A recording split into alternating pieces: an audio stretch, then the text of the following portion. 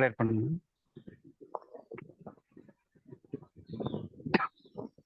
எங்களை அதிகமாய் நேசிக்கின்ற என் நல்ல தகப்பனே, மாலை வேலைக்காக உங்களுக்கு நன்றி செலுத்துகிறோம். வெவ்வேறு இடத்தில் இருந்தாலும் ஆண்டவரே ஒரு கூட்டமாய் ஒரு குடும்பமாய் எங்களை ஒன்று சேர்த்து அதற்காக உங்களுக்கு நன்றி. பிதாவே, எங்களை நீர் ஆண்டவரை முன்பிடித்த ஆண்டவரை இந்த இடத்துக்கு கொண்டு வந்திருக்கிறதாக நன்றி. இன்னும் அதிகமாய் அப்பா எங்களுக்கு வேதத்தை வாசிக்கவும் அதற்கான நேரத்தையும் ஆண்டவரே அந்த ஞானத்தையும் நீர் தரும்படியாக ஜெபிக்கிறேன். ஒவ்வொரு காரியத்தையும் ஆண்டவரே நீரே எங்களுக்கு வழியா இருந்து வழிநடத்தும்படியாக ஜெபிக்கிறேன். எங்க எண்ணங்கள் ஆண்டவரை ஒவ்வொரு இடத்திலும் மேற்கொள்ளாமல் ஆண்டவரே நீர் எங்களுக்கு துணையாக இருந்து ஒவ்வொரு காரியத்தையும் ஆண்டவரை ஒவ்வொரு வசனத்தையும் அதற்கு உண்டான வெளிச்சத்தையும் ஆண்டவரை விளக்கத்தையும் எங்களுக்கு தரும்படியாக ஜெபிக்கிறேன். அப்பா இது ஒவ்வொரு வாரமும் ஆண்டவரை எங்களுக்கு ஆயத்தப்படுத்தும் சாமியல் சாருக்காகவும் லூயிஸ் சாருக்காகவும் அப்பா இந்த கூடுதலில் கூடுகிற ஒவ்வொருக்காகவும் ஆண்டவரே அப்பா நீங்க சுகத்தையும் பலத்தையும் தந்து ஆண்டவரே எல்லோருடைய மன விருப்பத்தையும் நிறைவேற்ற முடியாத ஜெபிக்கிறேன்.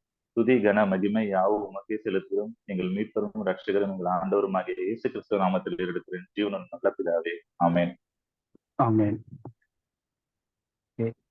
ஆக்சுவலா இந்த டாபிக் வந்து நம்ம திடீர்னு வர்றதுக்கு காரணம் வந்து இடையில ஒரு 2-3 வீக்ஸ்க்கு கொஞ்சம் முன்னாடி சிஸ்டர் வசந்தியை கேட்டிருந்தாங்க ஆவி ஆத்மா சரீரம் பத்தி. அதே மாதிரி வேற சிலரும் கொஞ்சம் டவுட்ஸ் கேட்டிருந்தாங்க. அதனால நம்ம சும்மா இந்த ஆவி ஆத்மா சரீரத்தை பத்தி ஒரு 1 or 2 வீக்ஸ் பார்த்துட்டு அதுக்கப்புறம் நம்ம அந்த ரைட் டிவிஷன் டூல்ஸ் போலான்ட்டு தான் ஆரம்பிச்சு பிளான் பண்ணேன். ஆனா இந்த ஆவி ஆத்மா சரீரம் இதெல்லாம் பத்தி எடுக்கும்போது அது கொஞ்சம் டீட்டெயில்டா எடுத்தாதான் வந்து அது நல்லா தெளிவா புரியுறமே. ஏன்னா நம்ம பைபிள் ஸ்டடி வந்து ஒரு வேகமா ரஷ்அப் பண்ணி ஒரு ஓடுறதுக்குன்னு இல்லை. ஸோ ஒரு டவுட் வருது அப்படின்னா அதில் வந்து நம்ம டோட்டலாக எவ்வளோ கிளியர் பண்ண முடியுமோ, நமக்கு எவ்வளோ வெளிப்பாடு வருதோ அதுக்கேற்ற வெளிப்பாடு கிடைக்குதோ அதுக்கேற்ற அளவுக்கு நம்ம படித்து அதை தெளிவாக புரிஞ்சுக்கிட்டு அதில் சந்தேகங்கள் இல்லாமல் நம்ம அடுத்த இதுக்கு போகிறது நம்மளுடைய பழக்கமாக இருக்கனால கொஞ்சம் சரி டீட்டெயில்டாக எவ்வளோ நமக்கு முடியுமோ அந்த அளவுக்கு நம்ம ஸ்டடி பண்ணலாம் அப்படின்னு சொல்லிட்டு இதில் எடுத்திருக்கேன். ஸோ இதில் பேசிக்கான காரியங்கள்னு பார்த்தோன்னா இந்த எடுத்திருக்க டாபிக்ஸ் எல்லாமே வந்து ஒரு ஃபண்டமெண்டல் டீச்சிங், அதாவது கிறிஸ்தவத்துல இல்லாட்டி வேதாகமத்தின்படி, கிறிஸ்தவன் கூட சொல்ல முடியாது, ஏன்னா இது இஸ்ரவேலர்கள் பொதுமக்கள் எல்லாருக்குமே பொதுவான ஜனங்கள் எல்லாருக்குமே ஒரு வேதாகம அடிப்படையில இது வந்து ஒரு ஃபவுண்டேஷன் மாதிரியான காரியங்கள் சில இதுங்களுக்கு. அதுலயும் வந்து எப்படி நம்ம ரைட் டிவிஷன்ல வந்து நிறைய பச்சை கண்ணாடி போட்டு நம்ம பைபிள் படிச்சனால நிறைய விஷயங்கள் நமக்கு தெரியாம போயிடுச்சு, சில இது புரியாம மாத்தி இருக்கும் அப்படின்னு சொல்றோமோ, அதே மாதிரி இந்த காரியங்கள்லயும் வந்து நிறைய விஷயங்கள் நமக்கு மாத்தி போதிக்கப்பட்டிருக்கு. நிறைய விஷயம் நம்ம தவறுதலா புரிஞ்சிருக்கோம். நிறைய விஷயத்த நம்ம டிரான்ஸ்லேஷன்ல மாத்தி புரிஞ்சுக்கிற மாதிரியான காரியங்கள்லாம் இருக்கு. ஸோ அப்படிப்பட்ட காரியங்கள்லாம் வந்து ஒரு கொஞ்சம் டீட்டெயில்டா படிச்சுட்டு அடுத்து அந்த ரைட் டிவிஷன் டூல்ஸ்லயே வந்து இன்னும் அந்த மற்ற இப்ப நம்ம வந்து காஸ்பல்ஸ்ல அப்புறம் பழைய ஏற்பாட்டுல காஸ்பல்ஸ்ல அப்போஸ்தலர் நடவடிக்கைகள் வரைக்கும் உள்ளதை பார்த்துருக்கோம். இதுக்கப்புறம் நிருபங்கள்ல பொதுவான நிருபங்கள், அப்புறம் பவுலுடைய நிருபங்கள், அதுக்கப்புறம் தான் அதெல்லாமே இன்ட்ரோடக்ஷன்ல தான் வருது. அதுக்கப்புறம் தான் நம்ம ரைட் டிவிஷனுக்கு உள்ளே போறோம். அந்த இதுல அந்த டாபிக் அப்படியே இன்னும் இருக்கு. எனக்கு தெரிஞ்ச அநேகமா இது ஒரு 1.5 to 2 மாசத்துக்கு வரைக்கும் போகணும்னு நினைக்கிறேன். 1.5 மாசத்துக்காச்சும் மினிமம் போகணும்னு நினைக்கிறேன். ஸோ நம்ம இந்த இதுல வந்து இப்ப வரக்கூட கொஞ்சம் வாரங்களுக்கு வந்து நம்ம என்ன பார்க்க போறோம் அப்படின்னா ஆவி ஆத்மா சரீரம் இது என்ன, இது என்னுடைய காரியங்கள் என்னவா இருக்கும். அதே மாதிரி மரணம், பைபிள் படி மரணம்னா என்ன, டெத்துல என்ன நடக்குது, என்ன ஆகுதுன்ட்டுன்னு. அதே மாதிரி மரித்த பிறகு நரகம் இல்ல பரலோகமா, நரகம், அப்புறம் பாவத்தின் சம்பளம் வந்து என்ன, நரகத்துல போவாங்களா பரலோகத்துல போவாங்களா, இப்படிப்பட்டதான காரியங்கள். அப்புறம் மீட்புன்னும் போது என்ன மாதிரியான மீட்பு, எதுல இருந்து மீட்பு, இந்த மாதிரி எல்லாம். அதுக்கப்புறம் உயிர்த்தெழுதல். ஸோ இந்த காரியங்கள் வந்து அடிப்படையில இருக்கக்கூடிய விஷயம். இது வந்து கிறிஸ்தவத்துக்குன்னு இல்லை, எல்லா மனிதர்களுக்கும் பொதுவான காரியங்கள் இதுல ஏகப்பட்ட விஷயம் இருக்கு. அதனால இது வந்து இது கிறிஸ்டியானிட்டிக்கு மட்டும் இல்லை, இது வந்து வேதத்தின்படி மக்களுக்கு என்னெல்லாம் இருக்கு எப்படியெல்லாம் இருக்குன்றது தான் நம்ம இப்ப இந்த ஸ்டடியில பார்க்க போறோம். ஸோ அதுல வந்து ஃபர்ஸ்ட் ஆவி ஆத்மா சரீரம் இந்த 3 வந்து ஒரு விஷயமா நம்ம பார்க்குறோம். ஸோ இப்ப இந்த ஆவி ஆத்மா சரீரம் இதை வந்து கரெக்டா புரிஞ்சுக்கணும் அப்படின்னா, இந்த ஆவி ஆத்மா சரீரத்தை புரிஞ்சுக்கணும் அப்படின்னா ஃபர்ஸ்ட் இது எங்க ஆரம்பிச்சதுன்னா சிருஷ்டிப்புல. அப்ப தேவன் மனிதனை எப்படி சிருஷ்டித்தார் அப்படின்ற காரியத்துல நம்ம புரிஞ்சுக்கிட்டோம்னா தான் இதை கரெக்டா நம்ம புரிஞ்சுக்க முடியும். அப்ப நம்ம உலகம் வந்து மனுஷன் எப்படி சிருஷ்டிக்கப்பட்டான் போது பிக் பேங்க்ல இருந்து வந்தான்றாங்க, எவல்யூஷன் ஆகி குரங்குல இருந்து வந்தான்றாங்க எல்லாம் சொல்றாங்க. பட் நமக்கு வந்து வேதத்துல வந்து ஆதாம் ஏவாள்ல இருந்து தான் உலகம் சிருஷ்டிக்கப்பட்டு எல்லாருமே வந்திருக்கிறோம் அப்படின்னு சொல்லுது. ஸோ அப்ப அந்த ஃபர்ஸ்ட் மனிதனாகிய ஆதாம் அவன் எப்படி சிருஷ்டிக்கப்பட்டான் அப்படின்றத புரிஞ்சோம்னா நமக்கு மீதி சில காரியங்கள் இன்னும் டீட்டெயிலா புரியறதுக்கு வசதியா இருக்கும். ஸோ அதுக்காக எப்படி சிருஷ்டிக்கப்பட்டான் அப்படின்றத வந்து ஆதியாகமம் 2:7 2வது அதிகாரம் 7வது வசனம். ஆதியாகமம் 2:7. தேவனாகிய கர்த்தர் ம். மனுஷனை பூமியின் மண்ணினாலே உருவாக்கி ம். ஜீவ சுவாசத்தை அவன் நாசியிலே ஊதினார். மனுஷன் ஓகே, ஜீவாத்மாவானான். மனுஷன் ஜீவாத்மானான். இப்ப இதுல பார்த்தோம் அப்படின்னா தேவன் வந்து என்ன பண்றாரு அப்படின்னா மனுஷனை வந்து மண்ணுனால உண்டாக்குறாரு. அந்த உருவாக்குனார்ன்றதுதான் மண்ணுனால உண்டாக்குனார்ன்றது சரீரம். அதுல மண்ணுன்னு உபயோகப்படுத்தி இருக்கக்கூடிய அந்த கிரேக்க வார்த்தைக்கு வந்து தூசின்னு தான் இருக்கு ஆக்சுவல். அதனுடைய ஒரிஜினல் இந்த ஹீப்ரூல இருக்கக்கூடிய அந்த வார்த்தைக்கான அர்த்தம் வந்து டஸ்ட், தூசியில இருந்து, புழுதியில இருந்து உண்டாக்கியிருக்காரு. ஸோ அப்ப அந்த மண்ணு, அந்த புழுதி, அதுதான் வந்து நம்ம சொல்ற சரீரமா இருக்கு. ரெண்டாவது, தேவன் அவனது நாசியிலே ஜீவ சுவாசத்தை ஊதினார். அப்ப அந்த ஜீவ சுவாசம் அப்படின்றது வந்து ருவா அப்படின்றது காற்று. எதுனாலும் நம்ம சொல்லலாம். அதை தான் நம்ம ஆவின்னு சொல்றோம். பைபிள்ல எங்கெல்லாம் ஆவின்னு வருதோ அது எல்லாமே வந்து ஸ்பிரிட்னு எங்கெல்லாம் வருதோ அது எல்லாமே வந்து அதே ஒரே வார்த்தையை தான் விண்டுன்னு டிரான்ஸ்லேட் பண்ணியிருக்காங்க. ஏன்னா எபிரேய மொழியில அதனுடைய அர்த்தம் வந்து ருவா அப்படின்றதுக்கு வந்து காற்று, விண்டு, ஆவி எல்லாமே அந்த ஒரு வார்த்தைக்கான அர்த்தமா இருக்கு. அப்ப அந்த தேவனுடைய ஜீவ சுவாசம்னும் போது அந்த காற்றை வந்து அந்த ஆவியை ஊதுறார் நாசியில. மனுஷன் என்ன ஆயிருக்கான்? ஜீவ ஆத்மா ஆயிருக்கான். அப்ப மனுஷனுக்குள்ள எப்படி வந்துச்சு அப்படின்னா 3 விஷயங்கள் இருக்கு. இப்ப மனுஷன்ல ஆவி, ஆத்மா, சரீரம்னு பார்த்தோம். அந்த 3 விஷயத்துல 2 வந்து மெயினா இன்கிரீடியன்ஸ், மூலப்பொருட்கள் இருக்கு. என்னெல்லாம் மூலப்பொருட்கள் போட்டு தேவன் உண்டாக்கியிருக்காரு?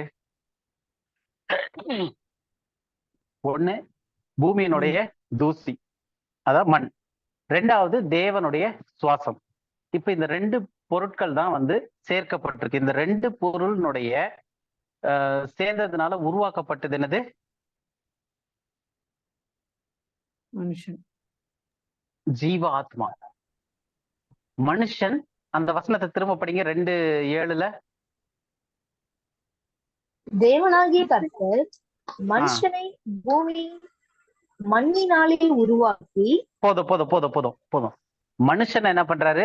பூமியின் மண்ணினாலே உருவாக்கி. அப்ப அந்த மண்ணுல உருவானது என்னது? மனுஷன். மனுஷன் வந்து பை ப்ராடக்ட் கிடையாது. மனுஷன் வந்து மண்ணு. தேவன் மனுஷனை மண்ணுல இருந்து உருவாக்கிட்டு ஜீவ சுவாசத்தை அவன் நாசியிலே, யாரு? மனுஷனுடைய நாசியிலே ஊதினார். மனுஷன் அந்த மண்ணுல செஞ்சு ஜீவ சுவாசத்தை ஊதின அந்த மனுஷன் என்னவா மாறினா? ஜீவாத்மா. அப்போ ஆண்டவர் அந்த 2 பொருள் இருக்குன்னு பார்த்தோம். பூமியில இருந்த தூசி பிளஸ் தேவனுடைய சுவாசம், இது 2ம் சேரும் போது மனுஷன் உண்டாவல. மனுஷன் என்னவா மாறினா? ஜீவாத்மாவானான். அப்ப உண்டாக்கப்பட்ட பொருள் வந்து மனுஷன் கிடையாது. மனுஷன் வந்து அந்த மண்ணுல இருந்து செஞ்ச களிமண் பொம்மை மாதிரி, அந்த பொம்மை தான் மனுஷன். அந்த மனுஷனுக்குள்ள ஜீவ சுவாசத்தை ஊதுறாரு தேவன், தேவனுடைய காற்றை ஊதுறாரு.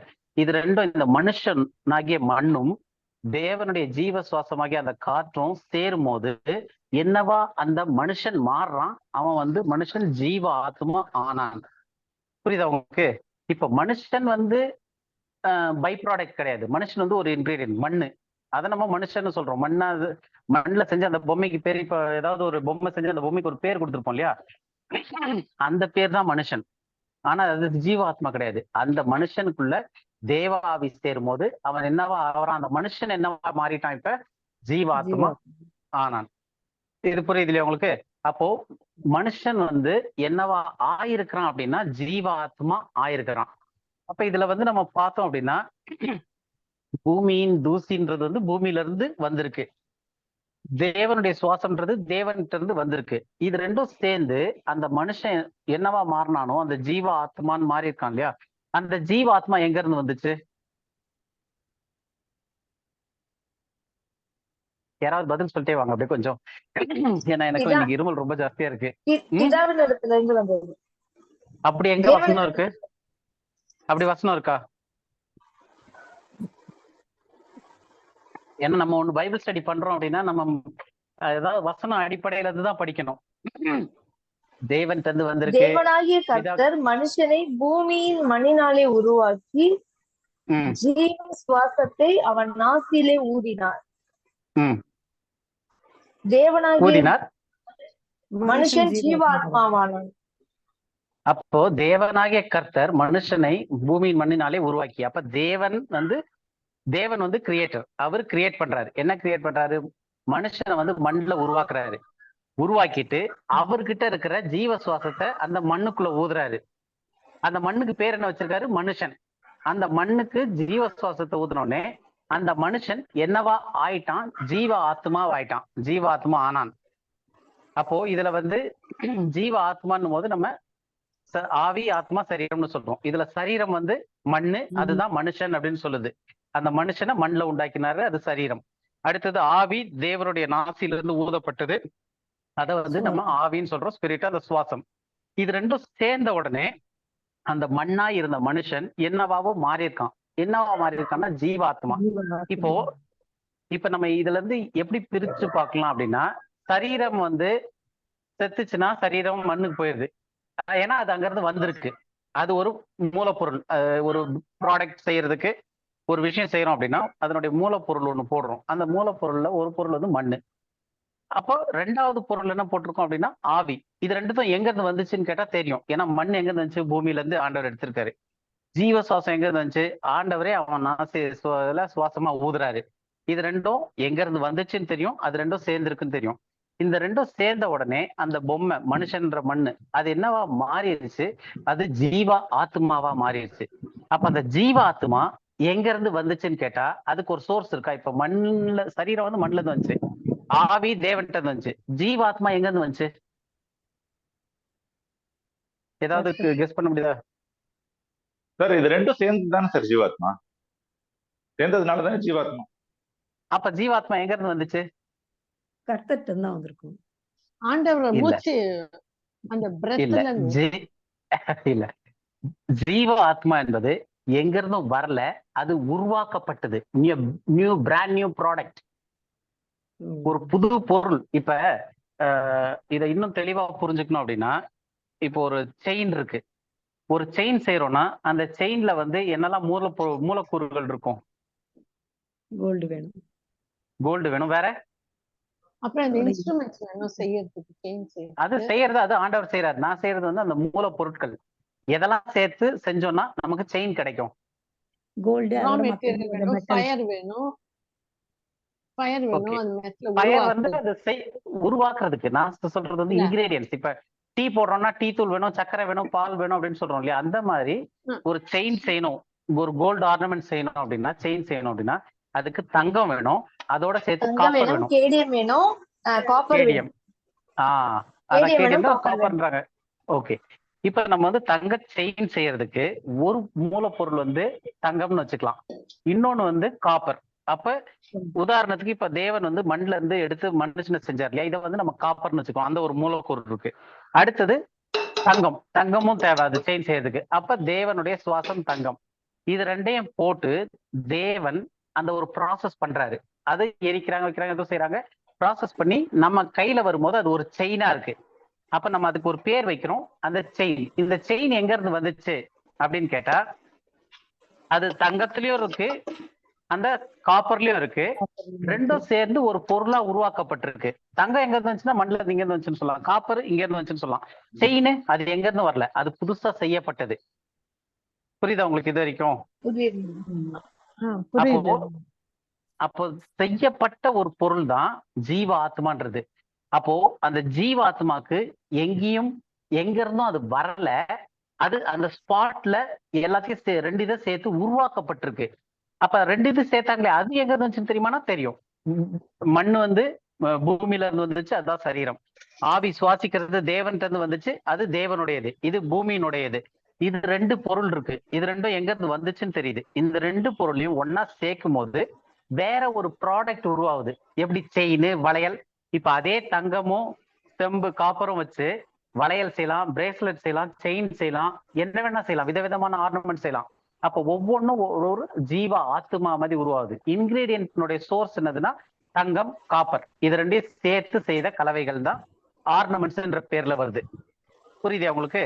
அப்ப ஆத்மான்றது வந்து எங்க இருந்தும் வரல, அது தேவன்கிட்ட இருந்து வந்துச்சா அப்படின்னு கேட்டா தேவன்கிட்ட இருந்து ஜீவ சுவாசம் வந்துச்சு. சரீரமா எங்க இருந்து வந்துச்சுன்னு கேட்டா அது மண்ணுல இருந்து வந்துச்சு. ஆத்மா எங்க இருந்து வந்துச்சுன்னா அது எங்க இருந்தும் வரல, அது உருவாக்கப்பட்டது. அதுக்கு முன்னாடி அது கிடையாது. தங்கம் பூமியில தான் இருந்துச்சு, செம்பு அது ஒரு இடத்துல இருந்துச்சு, அதெல்லாம் இருக்கிற இடம் இருக்கு. ஆனா இந்த செயின் அப்படின்றது எங்கேயும் இருந்து வரல, அது இயற்கை அப்படி செயின்னு ஒரு பொருள் வரல, அது உருவாக்கப்பட்டுச்சு, செய்யப்பட்டது. அது ஒரு பொருளை உருவாக்கியிருக்காங்க. உருவாக்குறாங்கன்னா அதுக்கு முன்னாடி அது கிடையாது. ஏதோ ஒரு 4-5 விஷயத்த போட்டு ஒரு பொருளை உருவாக்குவாங்க, அதுதான் உருவாக்கப்பட்டது.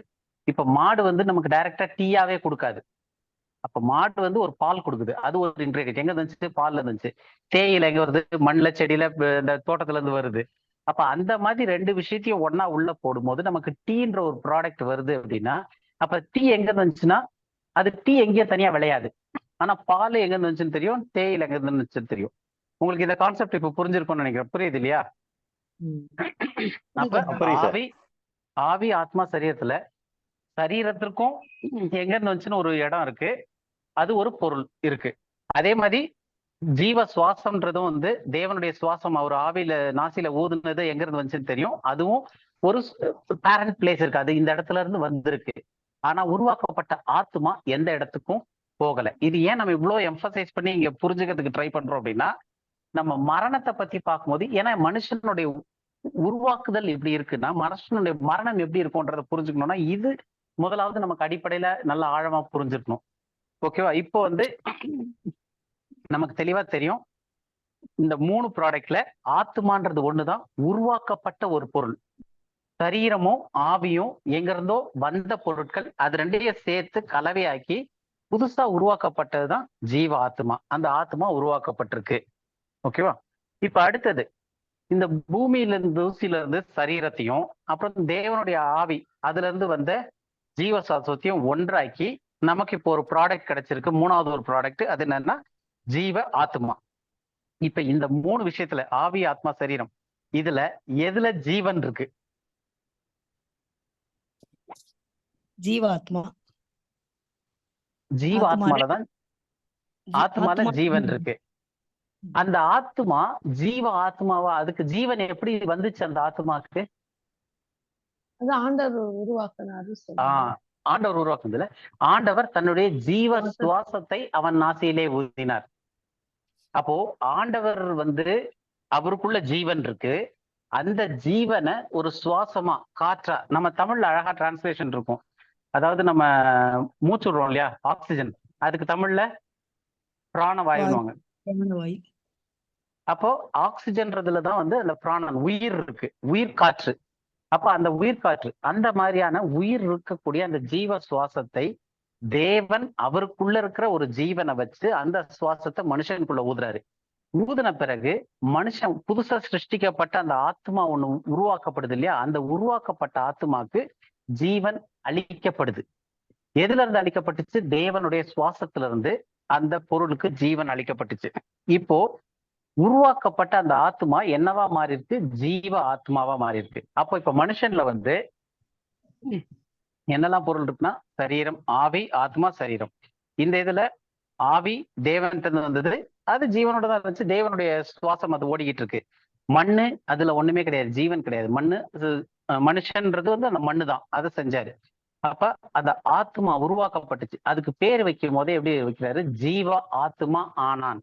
அப்ப அதுலதான் என்ன இருக்கு? ஜீவன் இருக்கு. அப்ப இங்கிலீஷ்ல he became a living soul, man became a living soul. அப்ப அந்த மனுஷன் ஜீவனுள்ள ஆத்மாவா, ஜீவ ஆத்மாவா, லிவிங் சோலா மாறிடுச்சு. அப்ப ஜீவன் அப்படின்னு இருக்க இடத்துல ஜீவனுக்கு ஆப்போசிட் என்னது? டெத், மரணம். அப்ப ஜீவனுக்கு நேர் எதிரா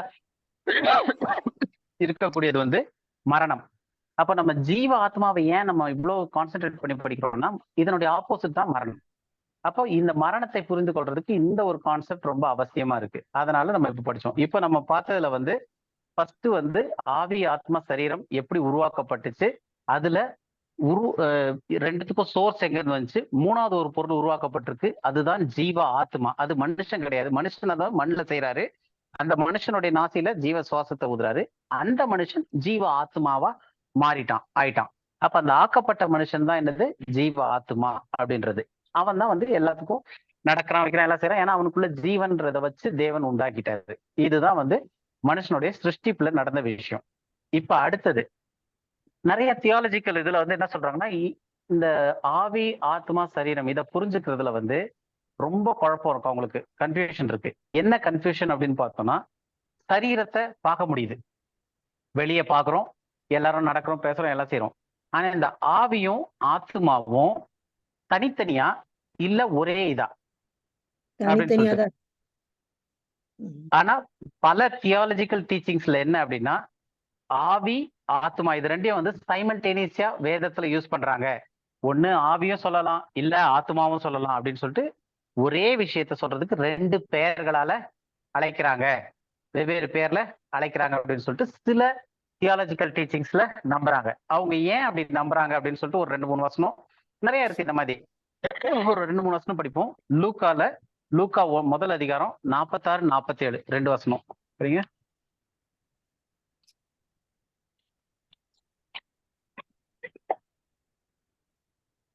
அப்பொழுது மரியாள்,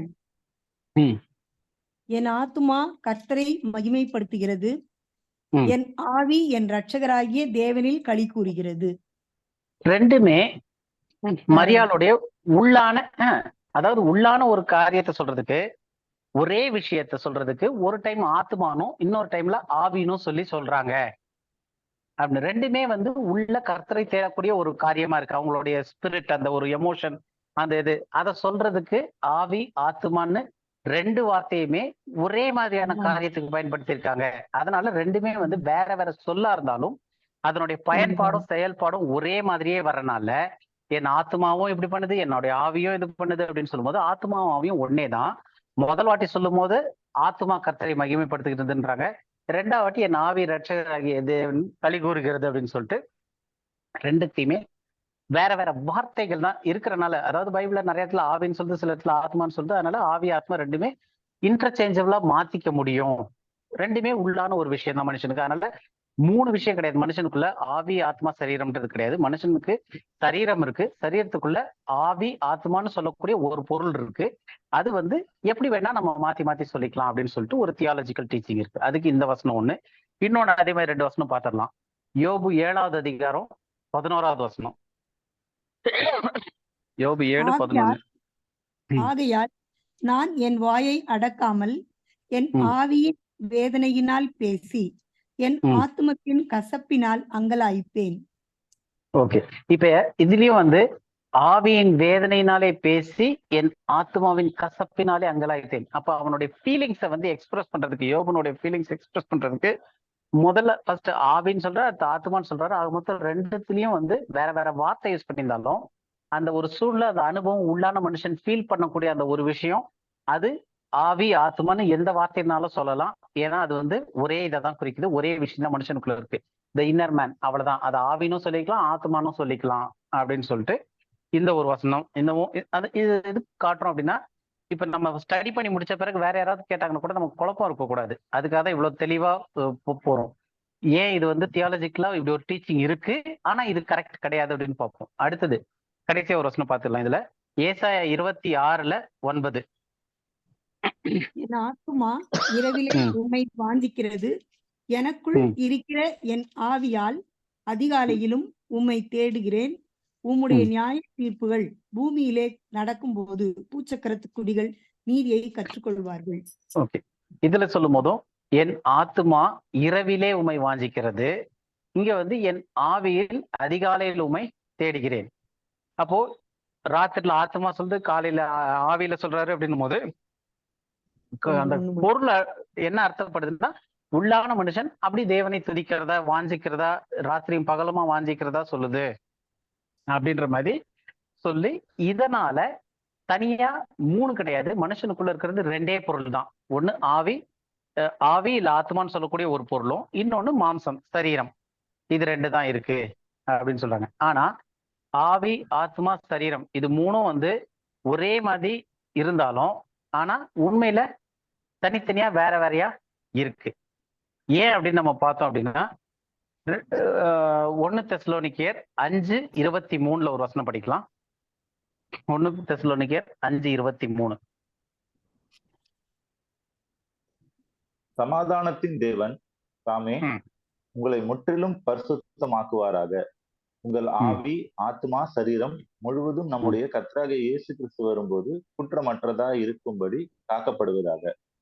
இப்ப இதுல ஆண்டவர் கர்த்தராகிய இயேசு கிறிஸ்து வரும்போது குற்றமில்லாமல் இருக்கும்படியாக அப்படின்னு சொல்லும்போது ஆவி, ஆத்மா, சரீரம்ன்றாரு. அப்ப அதுல ஆவியும் ஆத்மாவும் ஒரே விஷயத்த சொல்லுதுன்னா அதுல ஆவின்னு சொல்லிருக்கலாம் இல்ல ஆத்மான்னு சொல்லிருக்கலாம். இங்க ஸ்பெசிஃபை பண்ணி the spirit and soul and body, ஆவி, ஆத்மா, சரீரம் அப்படின்னு சொல்லிட்டு இந்த முழுசா 3ஐயும் சொல்றாருங்க. அப்ப இந்த 3ம் வந்து அங்க அந்த நம்ம இதுக்கு முன்னாடி பார்த்த வசனங்கள்ல வந்து சைமல்டேனியஸா 1த்துக்கு 1 ஈஸியா போற மாதிரி அப்படியே அவங்க சொல்லியிருந்தாலும், அது ஒரே கருத்து மாதிரி உள்ளான மனுஷன் மாதிரி சொல்லியிருந்தாலும், அதை தெளிவா புரிஞ்சுக்கிறதுக்கு, ஆழமா புரிஞ்சுக்கிறதுக்குன்னு பார்த்தோம்னா இங்க வந்து தெளிவா கர்த்தராகிய இயேசு கிறிஸ்து வரும்போது குற்றமற்றதா இருப்பதற்காக எதெல்லாம் வந்து லிஸ்ட் அவுட் பண்ணப்பட்டிருக்குன்னா, மனுஷனுக்குள்ள இருக்கக்கூடிய ஆவி, ஆத்மா, சரீரம் அப்படின்னு 3 தனிப்பட்ட கூறுகள். அதாவது அந்த ஒரு 3 பேர் தனித்தனியாவே வருது. அப்ப இந்த 3ம் தனித்தனியா கர்த்தர் வரும்போது குற்றமற்றதா இருப்பதாக அப்படின்னு சொல்லிட்டு பவுல் சொல்றாரு. அதனால இது வந்து தனித்தனியான விஷயம். ஆவியும் ஆத்மாவும் வேற வேற அப்படின்னு நமக்கு புரியுது. அடுத்து ஒரு வசனம் எடுத்து பார்க்கலாம். எபிரேயர்ல 4வது அதிகாரம் 12வது வசனம். தேவனுடைய வார்த்தையானது ம். ஜீவனும் படிங்க கார்த்திகேயன். வல்லமையும் உள்ளதாயும் இருபுறமும் கருக்குள்ள எந்த பட்டயத்திலும் கருக்கானதாயும் ஆத்மாவையும் ஆவியையும் கணுக்களையும் ஊனையும் பிரிக்கத்தக்கதாக உருவ குத்துகிறதாயும் இருதயத்தின் நினைவுகளையும் யோசனைகளையும் வகையறுக்கிறதாயும் இருக்கிறது. ஓகே, இது வந்து ரொம்ப முக்கியமான ஒரு வசனம். ஏன்னா இதுல என்ன சொல்லிருக்குன்னா, தேவனுடைய வார்த்தை எப்படிப்பட்டது அப்படின்றதுதான் இங்க போக்கஸே. இதுல ஆவி ஆத்மா வந்து போக்கஸ் கிடையாது. ஆக்சுவலா தேவனுடைய வார்த்தை எவ்வளவு போக்கஸ் அப்படின்றதுதான் இந்த வசனத்தினுடைய மெயின் போக்கஸ். தேவனுடைய வார்த்தையானது ஜீவனும் வல்லமையும் உள்ளதாயும் எவ்வளவு ஷார்ப், அந்த தேவனுடைய வார்த்தை வந்து எவ்வளவு ஷார்ப்னு சொல்றதுக்கு, இருபுறமும் கருப்புள்ள எந்த பட்டயத்தை பார்க்கிலும் கருக்கானதாயும். அப்போ தேவனுடைய வார்த்தை வந்து எவ்வளவு ஷார்ப்பா இருக்கும் அப்படின்னா, இப்ப கத்தியினுடைய ஷார்ப்னஸ் செக் பண்ணணும்னு வச்சுக்கோங்க. கத்தியினுடைய ஷார்ப்னஸ் செக் பண்றதுக்கு வெண்டைக்காயை வெட்டி செக் பண்ணுமா? மாட்டோம். ஏன்னா வெண்டைக்காய் வந்து சும்மா ஒரு மொக்க கத்தியில வெட்டினா கூட கடக்குன்னு வெட்டிக்கும், ஃப்ரெஷ்ஷான வெண்டைக்காய்னும் போது. அப்போ இந்த தேவனுடைய வார்த்தை எவ்வளவு ஷார்ப்பான கருக்குள்ள பட்டயமா, அது அவ்வளவு பெரிய ஷார்ப்பா இருக்கும் அப்படின்னா, இருக்கிறதுலயே டஃபஸ்ட் விஷயத்த வெட்டக்கூடியதா இருக்கணும். புரியுதா உங்களுக்கு அந்த கான்செப்ட்? அதுக்கான உதாரணமா எதை சொல்லியிருக்காங்க அப்படின்னு சொல்லும் போது, ஆத்மாவையும் ஆவியையும் ஃபர்ஸ்ட் செட்டு, அடுத்து கணுக்களையும் ஊனையும் பிரிக்கத்தக்கதாக. இப்ப இதுல வந்து நம்ம கணுக்களையும் ஊனையும்ன்றத புரிஞ்சுக்கிட்டோம்னா ஆவியும் ஆத்மாவையும் புரிஞ்சுக்கிறது இன்னும் கொஞ்சம் சுலபமா இருக்கும். ஸோ தேவனுடைய வார்த்தை வந்து எந்த அளவுக்கு ஷார்ப்னா, அது வந்து இருக்கிறதுலே கஷ்டமான ஹார்டஸ்ட் பொருளை வெட்டி பிரிக்கக்கூடியதா இருக்கு. அதுல ஒரு விஷயம் என்னன்னா கணுக்களையும் ஊனையும். கணுக்களும் ஊனும்னா என்னது? Bones and marrows. Bones and marrows. ஆமா, போன்ஸை விட Bones and marrow is the translation, brother. Brother, the translation. அர்த்தம் கிடையாது. ஓகே ஓகே, போன்ஸ் அண்ட் மேரோஸ்ன்றது வந்து டிரான்ஸ்லேஷன். பட் இந்த டிரான்ஸ்லேஷன் வந்து கரெக்ட் வந்து of joints and marrows, dividing centre of souls and spirit and of the joints and marrows. ஏன்னா கண்ணுன்றது வந்து இந்த ஜாயிண்ட், இந்த ஒவ்வொரு ஜாயிண்ட்ஸ் அது இல்லையா, அதுதான் கணு. அப்ப அந்த வசனத்துல என்ன சொல்லியிருக்குன்னா, தேவனுடைய வார்த்தை எந்த அளவுக்கு ஷார்ப் அப்படின்னா, அதுக்கு உதாரணம் வந்து ஆத்மாவும் ஆவியும், அதே மாதிரி கணுக்களையும் ஊனையும் பிரிக்கத்தக்கதாக.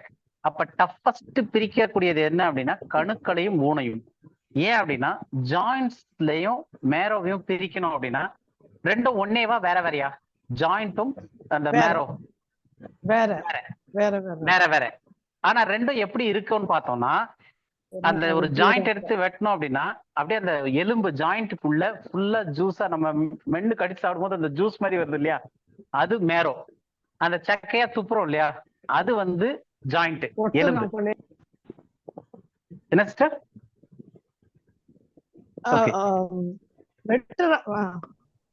சொல்லுங்க சொல்லுங்க. அதை பிரிச்சு எடுக்கிறது கஷ்டம். அதான் அது பிரிச்சு எடுக்கிறது கஷ்டம். இப்ப ரெண்டாவது. அந்த ஜாயிண்ட்டை நம்ம கட் பண்ணி பார்த்தோம்னா அதை பீஸா 2 பீஸ் ஆக்கிடலாம். ஆனா அதுக்குள்ள அப்படியே மெஷ் மாதிரி ஃபுல்லா அப்படியே ரெட்டா பிளட் மாதிரி இருக்கும். நம்ம செஞ்சு குக் பண்ணோம்னா அது ஃபுல்லா பிளாக்கா இருக்கும். அந்த சூப் மாதிரி வரும் இல்லையா? சோ அந்த உறிஞ்சு சாப்பிடுற சூப் கிடையாது, அது வந்து எலும்புல இருக்கிறது. ஆனா இங்க வசனத்துல சொல்றது ஜாயிண்ட், கணுக்குள்ள இருக்கிறது. அப்ப அந்த கணுக்குள்ள இருக்கிறது வந்து நல்லா இந்த எலும்பு கடிக்கிறவங்க என்ன பண்ணுவாங்கன்னா சூப் புரியது மட்டும் இல்ல, அந்த ஜாயிண்ட்டை போட்டு கடிப்பாங்க. கடிச்சாங்கன்னா அதுல இருந்து ஜூஸ் மாதிரி வரும். அதுதான் மேரோ. அப்போ நம்ம பிரிக்கிறது அப்படின்னும் போது நம்ம அப்ப மென்னுட்ட பிறகு கூட என்ன ஆகும்னா அந்த போன் வந்து பிளாக்கிஷா இருக்கும். அந்த ரெசிடியல் நம்ம மென்னு சாப்பிட்ட பிறகு ஒரு ரெசிடியல் வந்து பிளாக்கா இருக்கும். அப்ப அந்த பிளாக் என்னதுன்னா மேரோ. அப்ப மென்னு சாப்பிட்டாலும் கூட பிரிக்கிறது ரொம்ப கஷ்டம்.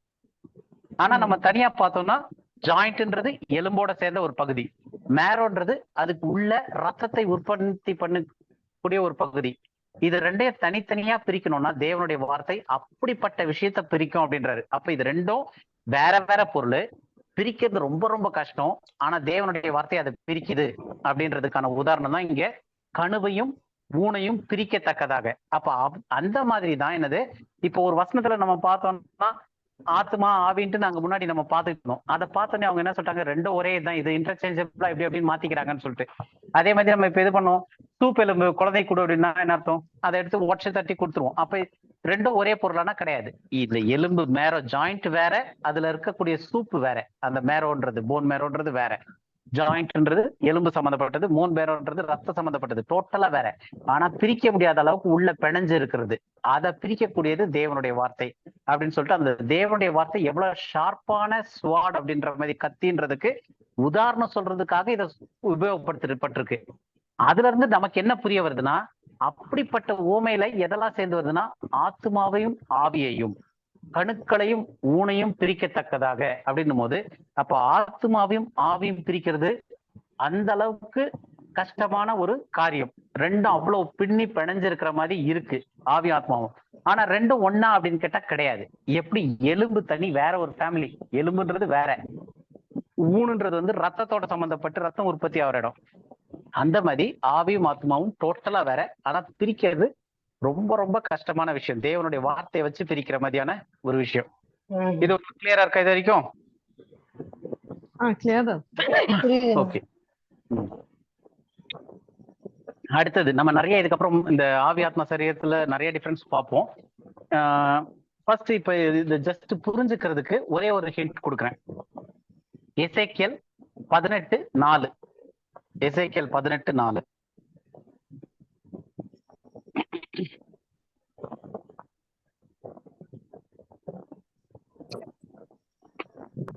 எசேக்கியேல் 18:4. இதோ எல்லா ஆத்துமாக்களும் என்னுடையவைகள், தகப்பனின் ஆத்துமா எப்படியோ அப்படியே மகனின் ஆத்துமாவும் என்னுடையது. பாவம் செய்கிற ஆத்துமாவே சாகும். ஓகே, பாவம் செய்கிற ஆத்துமாவே சாகும். அப்ப ஆத்துமா சாக முடியுமா முடியாதா? ஆகும். பாவம் செய்கிற ஆத்மா தான் சாகும். எத்தனை பேர் பாவம் செஞ்சிருக்கிறாங்க? எல்லாருமே. ஆதாமுக்குள்ள பிறந்த எல்லாருமே, அதாவது மொத்த மக்களும் பாவத்துக்குள்ளதான் பிறந்திருக்கிறோம். எல்லாருமே பாவம் தான். அப்போ எல்லாருடைய ஆத்மாவும் என்ன செய்யுது? சாகும். ஏன்னா இங்க நம்மளுக்கு இங்க பாயிண்ட் என்ன அப்படின்னா, ஆத்மா சாகும், ஆத்மா சாகக்கூடியது, சாகுற தன்மை உள்ளது. ஆனா வேதத்துல ஒரு இடத்துல கூட, ஒரு வசனத்துல கூட ஆவி சாகுது அப்படின்னு கிடையாது. ஓகேவா? வசனத்துல எங்கேயுமே ஆவி மரிக்குது அப்படின்னு ஒண்ணுமே கிடையாது. ஆனா இன்னைக்கு கிறிஸ்தவத்துல ஒரு பெரிய விஷயம் சொல்லிட்டு இருக்கிறது என்னன்னா, ஸ்பிரிச்சுவல் டெத், ஆவிக்குரிய மரணம் அப்படின்ற வார்த்தையை நிறைய கேள்விப்பட்டிருக்கீங்களா? ஆமா, கேள்விப்பட்டிருக்கேன். எந்த மீட்டிங்ல போனாலும், எந்த காங்கிரிகேஷன்ல இருந்தாலும் எல்லாத்துலயும் சொல்லக்கூடிய ஒரு கிறிஸ்தவத்துல ஈஸியா எடுத்து யூஸ் பண்ணக்கூடிய வார்த்தையில வந்து ஒரு வார்த்தை வந்து ஆவிக்குரிய மரணம்.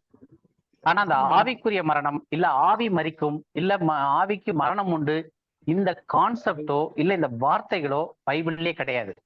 இது வந்து மனிதர்கள் அவங்களா கொடுத்தது. நம்ம இந்த கூகுள்ல போட்டு சர்ச் இன்ஜின் இருக்குல்ல, பைபிள் சர்ச்ல, அதுல வந்து ஒவ்வொரு வார்த்தையா தேடினா கூட ஆவிக்குரிய மரணம், ஸ்பிரிச்சுவல் டெத்னு ஒரு விஷயம் கிடையாது, ஸ்பிரிட் டைஸ்ன்றது கிடையாது, ஸ்பிரிட்டுக்கு டெத் இருக்கு அப்படின்றது கிடையாது. அதனால இந்த ஆவிக்குரிய மரணம்னு சொல்றது வந்து வேதத்துல இல்லாத ஒரு விஷயம்.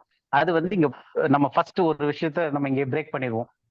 இதுக்கப்புறம் போக போக அதுக்கான ப்ரூஃப்ஸ் நமக்கு நிறைய படிப்போம். பட் இன் ஜெனரல் எதுக்காக இப்ப இதை சொல்லியிருக்கோம்னா, ஆவியும் ஆத்மாவும் வேற வேற ஆனது. ரெண்டுமே ஒன்னோட ஒண்ணு பிணைஞ்சு இருக்கிற மாதிரி இருந்தாலும் ரெண்டுத்தினுடைய ஃபங்க்ஷன்ஸை நம்ம பார்ப்போம். அதெல்லாம் இருக்கும்போது மெயினான டிஃபரன்ஸ், தேவனுடைய வார்த்தை வந்து எப்படி ஆத்மாவையும் ஆவியும் கணுவையும் மூணையும் பிரிக்குதோ, அதே மாதிரி நம்ம இந்த ஆவியும் ஆத்மாவையும் பிரிச்சு பார்த்தோம்னா ஒரு மேஜர் டிஃபரன்ஸ் என்னன்னா, ஆத்மா சாகக்கூடியது, ஆவிக்கு சாவு கிடையாது. எந்த டைம்லயும் ஆவி சாவாது. அந்த ஆவிக்கு வந்து ஸ்பிரிச்சுவல் டெத் இல்ல ஆவிக்குரிய மரணம் அப்படின்ற ஒரு கான்செப்ட் பைபிள்ல கிடையாது. ஆவி மரிக்கிறது கிடையாது. அது நம்ம வர்ற நாட்கள்லயும் அப்படி பார்ப்போம் அடுத்த இதுல. ஸோ இது வரைக்கும் கிளியர் ஆயிடுச்சா? அதனால ஆவி ஆத்மா சரீரம் அப்படின்ற அந்த குழப்பத்துல வந்து வெறும் அவங்க சொல்ற மாதிரி ஆவியும் ஆத்மாவும் ஒரே விஷயம்தான் அப்படின்றது கிடையாது. அவங்க வசனங்கள்லாம் சிலது காமிச்சாலுமே ஆவி ஆத்மா சரீரம்ன்றது தெளிவா தனித்தனியானது. ஆவிக்கும் ஆத்மாவுக்கும் உள்ள இணைப்பு வந்து ரொம்ப நெருக்கமா பின்னப்பட்டு இருக்கு. பாதி பேர் அதை புரிஞ்சுக்கிறதே கஷ்டமா இருந்தாலும் வேத வார்த்தைகளின்படி அது ரெண்டும் தனித்தனியா பிரிக்கக்கூடியது. அதுல முக்கியமான ஒரு டிஃபரன்ஸ் என்ன அப்படின்னு பார்த்தோம்னா, ஆத்மா மரிக்கிறது. ஏன்னா பாவம் செய்கிற ஆத்மா சாகும். எல்லா ஆத்மாக்களும் பாவம் செஞ்சிருக்கு, அதனால எல்லா ஆத்மாக்களும் சாகும். ஆனா ஆவி சாகாது. ஏன்னா அது வந்து ஜீவ சுவாசம், அது சாகாது. இது வரைக்கும் கிளியரா இருக்கா? நம்ம அடுத்த ஸ்டேஜுக்கு போலாமா? ஓகே. இப்போ வந்து இந்த ஆவி ஆத்மா சரீரத்தை இன்னும் கொஞ்சம் டீட்டெயிலா புரிஞ்சுக்கிறதுக்காக நம்ம வந்து ஃபர்ஸ்ட் சரீரத்துல இருந்து பார்ப்போம். சரீரம், ஆவி, ஆத்மா. இன்னைக்கு வந்து எனக்கு தெரிஞ்ச சரீரம் ஆவி வரைக்கும் பார்க்கலாம்னு நினைக்கிறேன். ஆத்மா அடுத்த வாரத்துல பாக்குற மாதிரி இருக்கும்னு நினைக்கிறேன். நம்ம அதை பார்ப்போம். பிரதர் நீங்க ஏதாவது சொன்னீங்களா பிரதர்? இல்ல பிரதர், நான் சொல்லல. ஓகே. ரொம்ப சொல்றதுக்கு டெம்ட் ஆச்சு. சொல்லல. இல்ல நீங்க ஏதாவது பாயிண்ட் ஆட் பண்ண பிரதர், சொல்லணுமா? இல்ல இல்ல இல்ல இல்ல, நான் வந்து கேள்விதான் கேட்பேன், பதில் சொல்ல மாட்டேன். இல்ல நீங்க கேட்கறதுனால கேட்டுருங்க, அப்படியே சைமல்டேனியஸா கேட்கணும்னா கூட அப்படியே கேட்டுருங்க. ஏன்னா நம்ம அடுத்த பாயிண்ட் தானே போறோம். இல்ல, அந்த கேள்வி ரொம்ப ப்ரீமெச்சூர்டா இருக்கும். என்னுடைய கேள்வி என்னன்னாக்கா, அனிமல்ஸுக்கு ஆத்மா இருக்கா அப்படின்னு. But it's a very premature கேள்வி. இல்ல we have that அனிமலுக்கு ஆத்மா இல்ல சார். சரி ஓகே, இது நம்ம ஆத்மா படிக்கும் போது இட் இஸ் கமிங். அதனால சொன்னேன் ஓகே ஓகே ஓகே.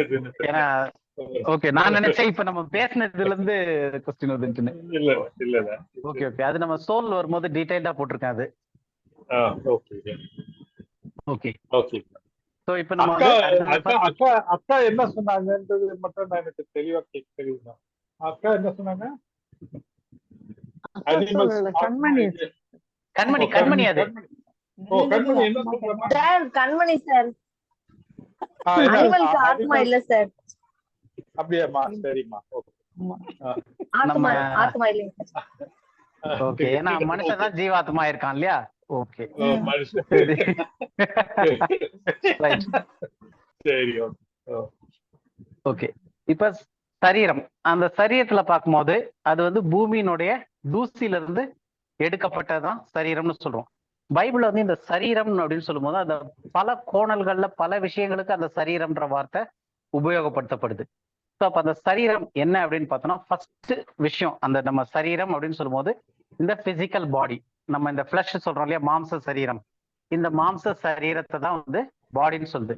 இந்த மாம்ச சரீரம் எதுல இருந்து வந்துச்சு அப்படின்னும் போது மண்ணுல இருந்து வந்த அந்த ஒரு பார்ட். ஏன்னா மனுஷனை மண்ணினாலே உண்டாக்கி அப்படின்னு வருது. அப்ப அந்த மனுஷன்றது தான் வந்து பிசிக்கல் பாடி, மண்ணுல இருந்து எடுக்கப்பட்ட அந்த சரீரம். அப்ப இந்த மண்ணுல இருந்து எடுக்கப்பட்ட சரீரத்துல வந்து தொட்டு அறியக்கூடிய விஷயங்கள் இருக்கு. நம்ம இப்ப கையை தொட முடியும், டேஞ்சபிள், தொட்டு பார்க்கலாம். இப்ப கால் இருக்கு, அது மாம்சம் தான், மண்ணுல இருந்து வந்த ஒரு பொருள். கண்ணு இருக்கு, நம்ம உடல் உறுப்புகள்லாம் இருக்கு இல்லையா சிஸ்டர்? ஆமா. சோ அதெல்லாம் வந்து நம்ம நேர்ல பார்க்கவும் முடியுது, தொடவும் முடியுது, ஃபீல் பண்ணவும் முடியுது இல்லையா? ஒருத்தர் கை ஷேக் பண்ணும்போது நம்ம கை இன்னொருத்தர் கையை பிடிக்கிறோம், வைக்கிறோம். சோ அது வந்து தொட்டு உணரக்கூடிய ஒரு பொருளா இருக்கு, பிசிக்கல் பொருளா இருக்கு, சாலிடா பிசிக்கலா இருக்கக்கூடிய ஒரு பொருள். சோ இதுதான் வந்து மண்ணுனால உருவாக்கப்பட்ட நம்ம பாடின்னு சொல்லும் போது, ஃபர்ஸ்ட் அந்த பாடியில என்னெல்லாம் நம்ம பாக்குறோம் அப்படின்னும் போது, பிசிக்கலா நேக்கட் ஐல எது பாக்குறோமோ அதெல்லாம் மண்ணான சரீரத்தோட சேர்ந்தது. ரெண்டாவது, அது மட்டும் இல்ல, நம்ம இப்ப அந்த பிசிக்கல்னு சொல்லும் போது அதுல இருதயம் இருக்கு, மூளை இருக்கு, ஸோ பைபிள்ல வந்து நிறைய டைம்ல நம்முடைய முழு இருதயத்தோடு தேவனை துதிக்கணும்லாம் வருது இல்லையா? அப்ப அந்த இருதயம்னு சொல்லும் போது இந்த பிசிக்கல் பாடியில இருக்கக்கூடிய அந்த இருதயத்தை சொல்லுதா பைபிள்? இல்ல. இல்ல. அப்ப இந்த ஹார்ட்டை வந்து நம்ம பிசிக்கலா வந்து ஓப்பன் ஹார்ட் சர்ஜரி எல்லாம் பண்றாங்க, இந்த ஹார்ட் பண்றாங்க. இந்த இருதயத்தை பைபிள் இருதயம் சொல்லும் போது உன்னுடைய முழு இருதயத்தோடு அப்படின்னும் போது அதை சொல்லல. அப்போ அது வந்து வேற ஏதோ ஒண்ணு, அது நம்ம படிப்போம் என்னன்ட்டுன்னு.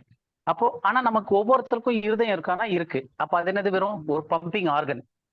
ரத்தத்தை வெறும் பம்ப் பண்ணி தள்ளக்கூடிய ஒரு மசில் உள்ள ஒரு ஆர்கன்.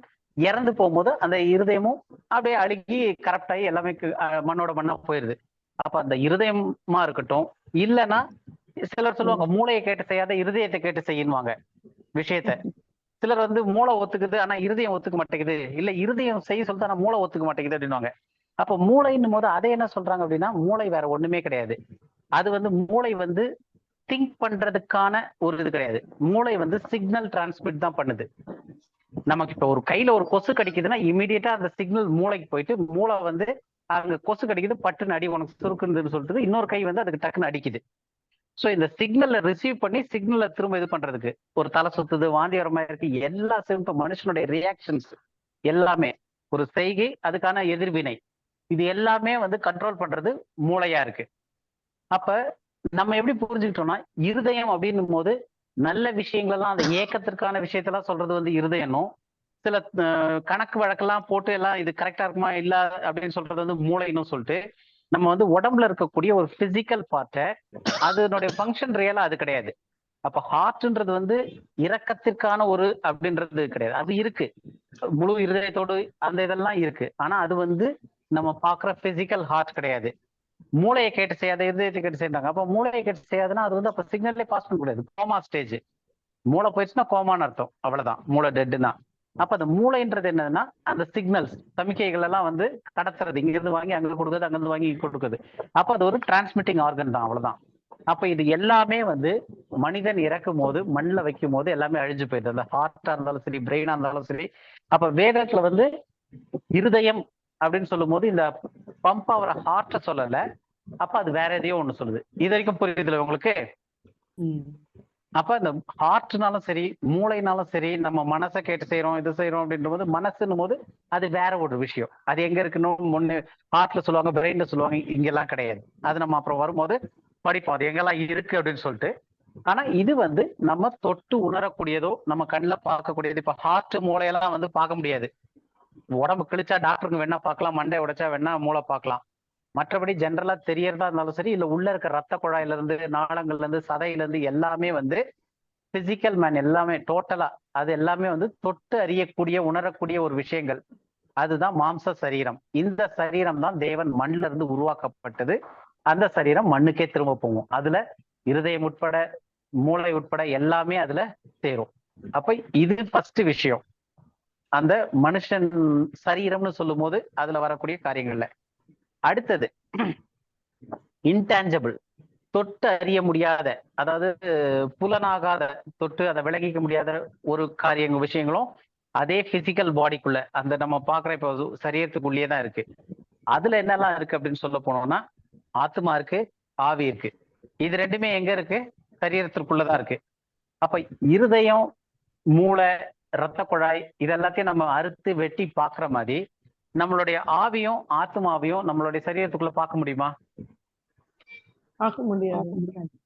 பார்க்க முடியாது. ஆனா அது எங்க இருக்கு? சரீரத்துக்குள்ளதான் இருக்கு.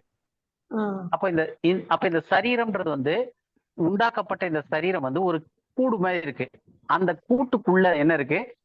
ஆத்மா இருக்கு, ஆவியும் இருக்கு, இது போக மற்ற ஆவியும் இருக்கு. உதாரணத்துக்கு வசனம் சொல்றது நம்ம தான் தேவனுடைய ஆலயம்ட்டுன்னு. 1 கொரிந்தியர் 6:16 எடுத்து படிங்க. 1 கொரிந்தியர் 6:19. 1 கொரிந்தியர் 6:19.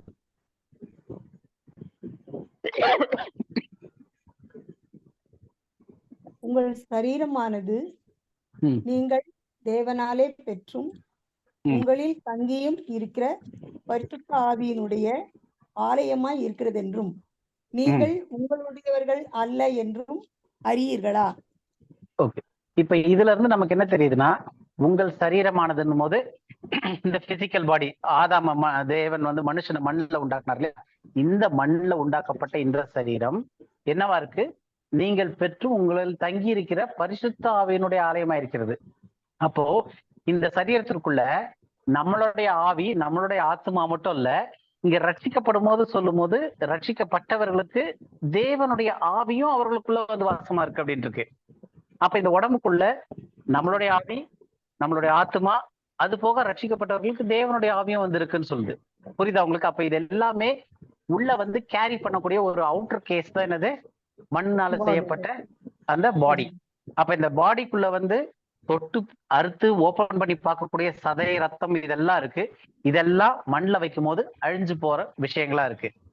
தொட்டு பார்க்க முடியாத சில காரியங்களும் இதே உடம்புக்குள்ளதான் இருக்கு. கண்ணாலையும் பார்க்க முடியாது, அறுத்தாலும் பார்க்க முடியாது. அதுல என்ன இருக்குன்னா, ஆத்மா இருக்கு, நம்முடைய ஆவி இருக்கு, ரட்சிக்கப்பட்டவர்களுக்கு தேவனுடைய ஆவியும் சேர்ந்தே உள்ள இருக்கு அப்படின்றாங்க, அந்த சரீரத்துக்குள்ளேதான். அப்ப இது எல்லாமே வந்து சேர்ந்து இன்டான்ஜபிள், அதாவது நமக்கு தொட்டு பார்க்க முடியாத அந்த மாதிரியான காரியங்களா சரீரத்துக்குள்ள இருக்கு. அடுத்தது, இந்த தேவனுடைய வார்த்தையில வந்து சரீரம் அப்படின்னு சொல்லும் போது வெறும் இந்த பிசிக்கல் உடம்ப மட்டும் சொல்றது இல்ல, மாம்ச காரியங்கள் எல்லாவற்றையுமே சொல்லுது. உதாரணத்துக்கு நம்ம அது ஃபியூச்சர்ல இன்னும் நிறைய இந்த இதை படிக்கும்போது பார்ப்போம்.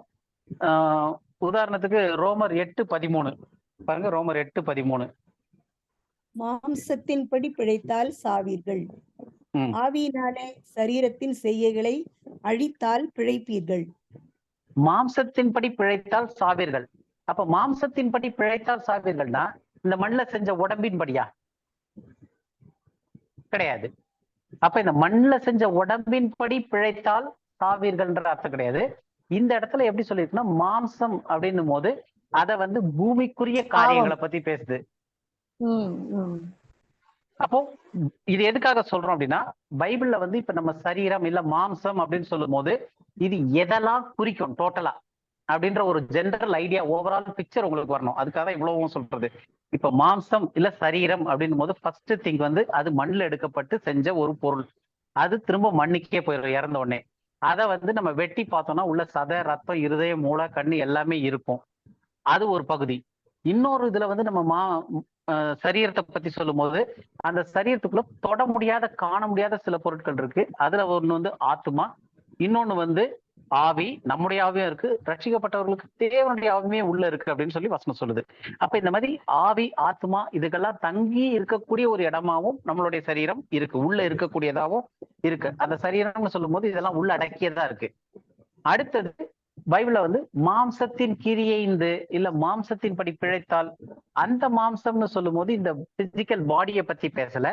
அது எதை பத்தி பேசல அப்படின்னா, மாம்சம் போது பூமிக்கு அடுத்த காரியங்கள். ஏன்னா அங்க இருந்துதான் மனுஷனை மண்ணில் உண்டாக்குனாருன்றனால அதை வந்து ஒரு ரெஃபரன்ஷியல் வசனமா எடுத்துக்குது. அதை வந்து ஒரு உதாரண வசனமா ரெஃபரன்ஸா எடுத்துக்கிட்டு மாம்சத்தில நடக்கக்கூடிய கிரியைகள் எல்லாத்தையுமே வந்து ஜென்ரலா வந்து என்ன சொல்லுதுன்னா, சரீரம் இல்ல மாம்சம் அப்படின்றதுலயும் குறிக்குது.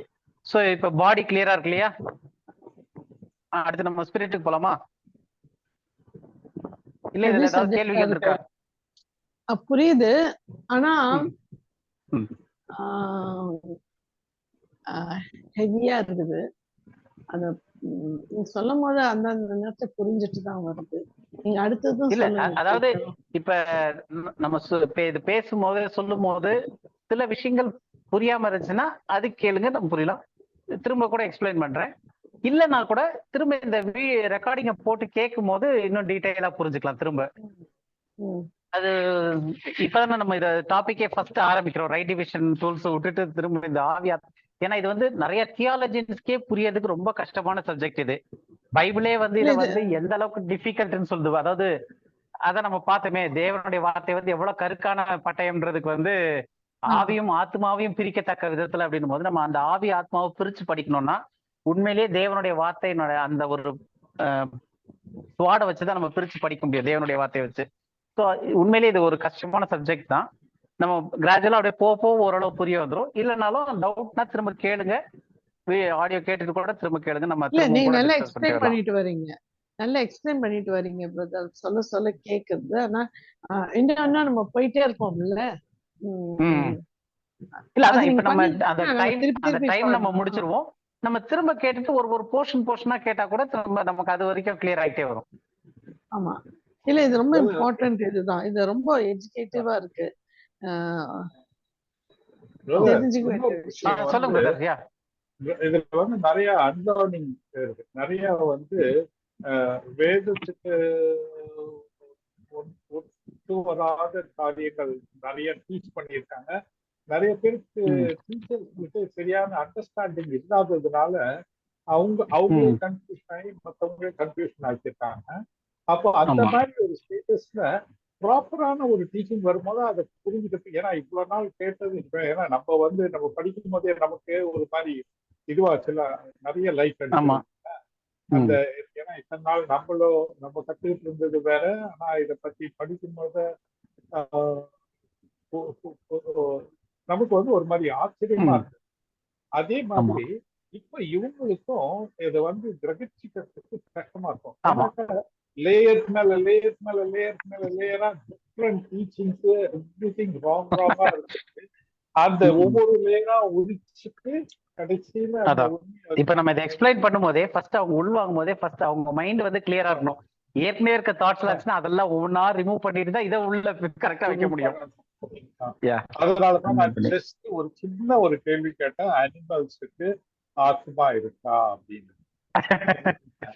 அது நம்ம அடுத்த வீக்ல கிளியர் ஆயிரும் நினைக்கிறேன் கண்மணிக்கு. கிளியர் ஆயிடும். அதே மாதிரி செடி கொடிகளுக்கு ஆத்மா இருக்கா?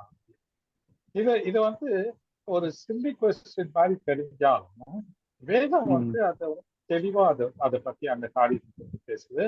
அந்த அளவுக்கு படிக்காததுனாலோ அல்ல டீச் பண்ணாததுனால அந்த அண்டர்ஸ்டாண்டிங் இல்லை. ஃபர்ஸ்ட் ஆஃப் ஆல் இந்த ஆத்மா வந்து சாவோன்ற அந்த கான்செப்டே new. Brother it will be too early I think. ஏன்னா நம்ம இப்ப பாடி ஸ்பிரிட்டுக்கே தான் போயிட்டு இருக்கோம். You are going into ஆத்மா. It will be heavy for them. நம்ம இதை அப்படியே கிராஜுவலா போயிட்டே போவோம். அப்பதான் வந்து ஸ்டெப் பை ஸ்டெப்பா அவங்களுக்கு அது ஒரு அண்டர்ஸ்டாண்டிங் குள்ள வரும். ஓகே இப்ப நம்ம சரீரம் அப்படின்றத பார்த்தோம். ஏன்னா நம்ம உடம்புல என்னன்னு பார்த்தோம்னா ஆவி ஆத்மா சரீரம் அப்படின்னு 3 விஷயம் இருக்குன்ட்டுன்னு அதுல கன்ஃபியூஷனே இல்லாம வேத வாக்கியத்தின்படி கிளியர் பண்ணியிருக்கிறோம். அடுத்து சரீரம்னா என்ன அப்படின்றத பார்த்தோம். சரீரம் பைபிள்ல எப்படியெல்லாம் பயன்படுத்தப்பட்டிருக்கு, சரீரத்துல என்னெல்லாம் உள்ளடக்கமா இருக்கும், அந்த காரியங்கள்லாம் பார்த்தோம். இப்ப அடுத்தது வந்து ஆவி. இந்த ஆவியை பத்தி பார்க்கும்போது முக்கியமா சில விஷயங்கள் நமக்கு புதுசாகவும் தெரிஞ்சுக்கிற மாதிரி இருக்கும், அவசியமானதாகவும் இருக்கும். முதல் விஷயம் ஆவியை பத்தி பார்க்கும்போது அந்த ஆவி ஃபர்ஸ்ட் எங்க இருந்து வந்துச்சு அப்படின்னா தேவன் ஜீவ சுவாசத்தை அவன் நாசியிலே ஊதினார் அப்படின்னு இருக்கு இல்லையா. ஸோ அப்ப ஆதாமனுடைய சிருஷ்டிப்புல வந்து இந்த ஆவி எப்படி இப்ப நம்ம சரீரம்னு படிக்கும் போது இந்த மண்ணில் உண்டாக்கப்பட்ட சரீரம் ஒரு இது இருக்கு பார்த்தோம். கண்ணில் பாக்குற சதை, கண், காலு எல்லாமே வந்து அவயவங்கள் எல்லாமே வந்து சரீரம்னு பார்த்தோம். காண முடியாத ஆவி ஆத்மா தேவனுடைய ஆவி உட்பட எல்லாமே அந்த சரீரத்திற்குள்ளேயே தான் இருக்குன்னு பார்த்தோம். அதே மாதிரி மாம்சத்தின் கிரியைகள் எல்லாத்தையுமே வந்து சரீரம் தான் சொல்லுது. ஏன்னா அது வந்து பூமிக்கான காரியங்கள் மண்ணானவைகள் செய்யறதுனால அந்த விஷயத்தையும் அதிலேயே உள்ளடக்கி வேதம் சொல்லுது அப்படின்னு பார்த்தோம். அதே மாதிரி இப்ப ஆவி அப்படின்னும் போது முதல் விஷயம் வந்து அது தேவனிடத்துல வந்தது. தேவனுடைய ஜீவ சுவாசத்தை அவன் நாசியிலே ஊதினார் அப்படின்னும் போது நம்ம வந்து இன்னைக்கு நம்ம மூச்சு விட்டுக்கிட்டு இருக்கோம். இந்த மூச்சு விடுறதுல வந்து எல்லா மிருகங்களும் சரி இல்ல எல்லா மனுஷனும் சரி ரட்சிக்கப்பட்டிருந்தாலும் ரட்சிக்கப்படாம இருந்தாலும் நாசியில இருந்து சுவாசிக்கிற எல்லாருக்குள்ளயும் என்ன காத்து இருக்கு? ஜீவ சுவாசம். கரெக்ட். எல்லாருக்குள்ளயும் இருக்கிறது என்னது? ஜீவ சுவாசம் தான் இருக்கு. அதுதான் ஒரு மனுஷனை வந்து உயிரோட நான் ரட்சிக்கப்பட்டிருந்தாலும் ரட்சிக்கப்படாட்டியும் ஒரு நாயோ எதுவா இருந்தாலும் அந்த நாயும் சுவாசிக்குது. எதெல்லாம் சுவாசிக்குதோ நாசியில சுவாசம் இருக்கிற எல்லாத்துக்கும் அந்த சுவாசம் எங்க இருந்து வந்திருக்கு அப்படின்னா அது வந்து நம்ம தேவன் வந்து சுவாசிக்கிறதுக்கு கொடுத்த காற்றுல இருந்து வருது. இப்ப இன்னைக்கு வந்து தேவன் வந்து என் மூக்குல வந்து ஃபூன்னு ஊதிக்கிட்டு இல்ல, அட்மாஸ்பியர்ல இருக்கிற அந்த பிராணவாயு அந்த ஆக்சிஜன் ஜீவ காற்று அதை நான் எடுத்து இன்ஹேல் பண்றேன், வெளியே விடுறேன். அப்ப இந்த ஒரு பரிமாற்றம் இருக்கு இல்லையா, இந்த ஒரு பரிமாற்றம் தேவனால் துவக்கி வைக்கப்பட்டுச்சு. அதுதான் அதனுடைய அர்த்தம். நாசியிலே அப்படின்னு ஜீவ சுவாசத்தை ஊதுறாரு அப்படின்னும் போது அந்த பிரெத் ஆஃப் லைஃப், அந்த மூச்சு இழுக்கிறது விடுறது அது எல்லாம் ஸ்டார்ட் ஆகுது. அது ஸ்டார்ட் ஆன உடனே தான் அந்த மனுஷன் ஆயிட்டான், ஜீவ ஆத்மாவா மாறிட்டான். அப்போ இந்த நாசில என்னைக்கு வரைக்கும் நான் மூச்சை இழுத்து மூச்சை வெளியே விட்டுக்கிட்டு இருக்கிறனோ, அது வந்து தேவன் ஸ்டார்ட் பண்ணி வச்சது. பூன்னு சொல்லி ஆதாமனுடைய நாசில ஊதுனது அந்த ஏர். அத வந்து வேதம் வந்து ஆவின்னு தான் சொல்லுது. அந்த ஸ்பிரிட் ரூவான்னு ஹீப்ரூல சொல்றாங்க. அது வந்து வேதம் சொல்லக்கூடிய அந்த சுவாச காற்று, அது எல்லாத்துக்குமே இருக்கு. அப்ப இதுக்கு முன்னாடி நம்ம சரீரத்துல பார்த்தோம். சரீரம்ன்றது வந்து மெயினா எதுன்னு பார்த்தோம்னா பிசிக்கலா சாலிடா இருக்கக்கூடிய பொருள். ஆனா இங்க நம்ம ஆவி பார்க்கறது வந்து ஒரு கேஸ், ஒரு காற்று. அப்ப ஒரு சாலிட் லிக்விட் கேஸ்ன்னு சொல்லுவாங்களே, அந்த மாதிரி இது வந்து ஒரு கேஸான பொருள். சுவாசம் வந்து காற்று, சரீரம் வந்து ஒரு பிசிக்கல் சாலிடான பொருள். அதுவும் அப்படியே சைட் பை சைடு ஒரு சின்ன ஹிண்ட் மாதிரி கொடுத்துட்டு வரேன் நானு, பின்னாடி ஃபியூச்சர்ல யூஸ் ஆகும். அப்போ ஃபர்ஸ்ட் நம்ம பார்த்த சரீரம், அடுத்து இப்ப பாக்குற ஆவி. அப்ப அந்த ஆவி வந்து என்ன அப்படின்னா ஜீவ சுவாசம் வந்து அது வந்து செயல்படுத்தும் இல்லாட்டி இயக்கும் சக்தியா இருக்கு. ஏன் அப்படின்னா ஆதாம் வந்து அது வரைக்கும் மனுஷன் வந்து எப்படி இருந்தான்னா வெறும் களிமண்ணா தான் இருந்தான். எப்ப வரைக்கும் களிமண்ணா இருந்தான் மனுஷன்? ஆதாம உண்டாக்கும் போது அவனை களிமண்ல உண்டாக்கிறார், தூசியில. அந்த மண்ல இருந்து உண்டாக்கப்பட்ட பிறகு எப்ப வரைக்கும் அவன் களிமண்ணாவே இருந்தான்? அவர் வந்து அந்த ஆவி ஊதும் போது ஊதுற வரைக்கும் அந்த ஜீவ சுவாசத்தை நாசில அந்த ஜீவ சுவாசத்தை கரெக்ட், நாசில அந்த ஜீவ சுவாசத்தை ஊதுன உடனே அந்த ஜீவ சுவாசம் என்ன பண்ணுச்சு?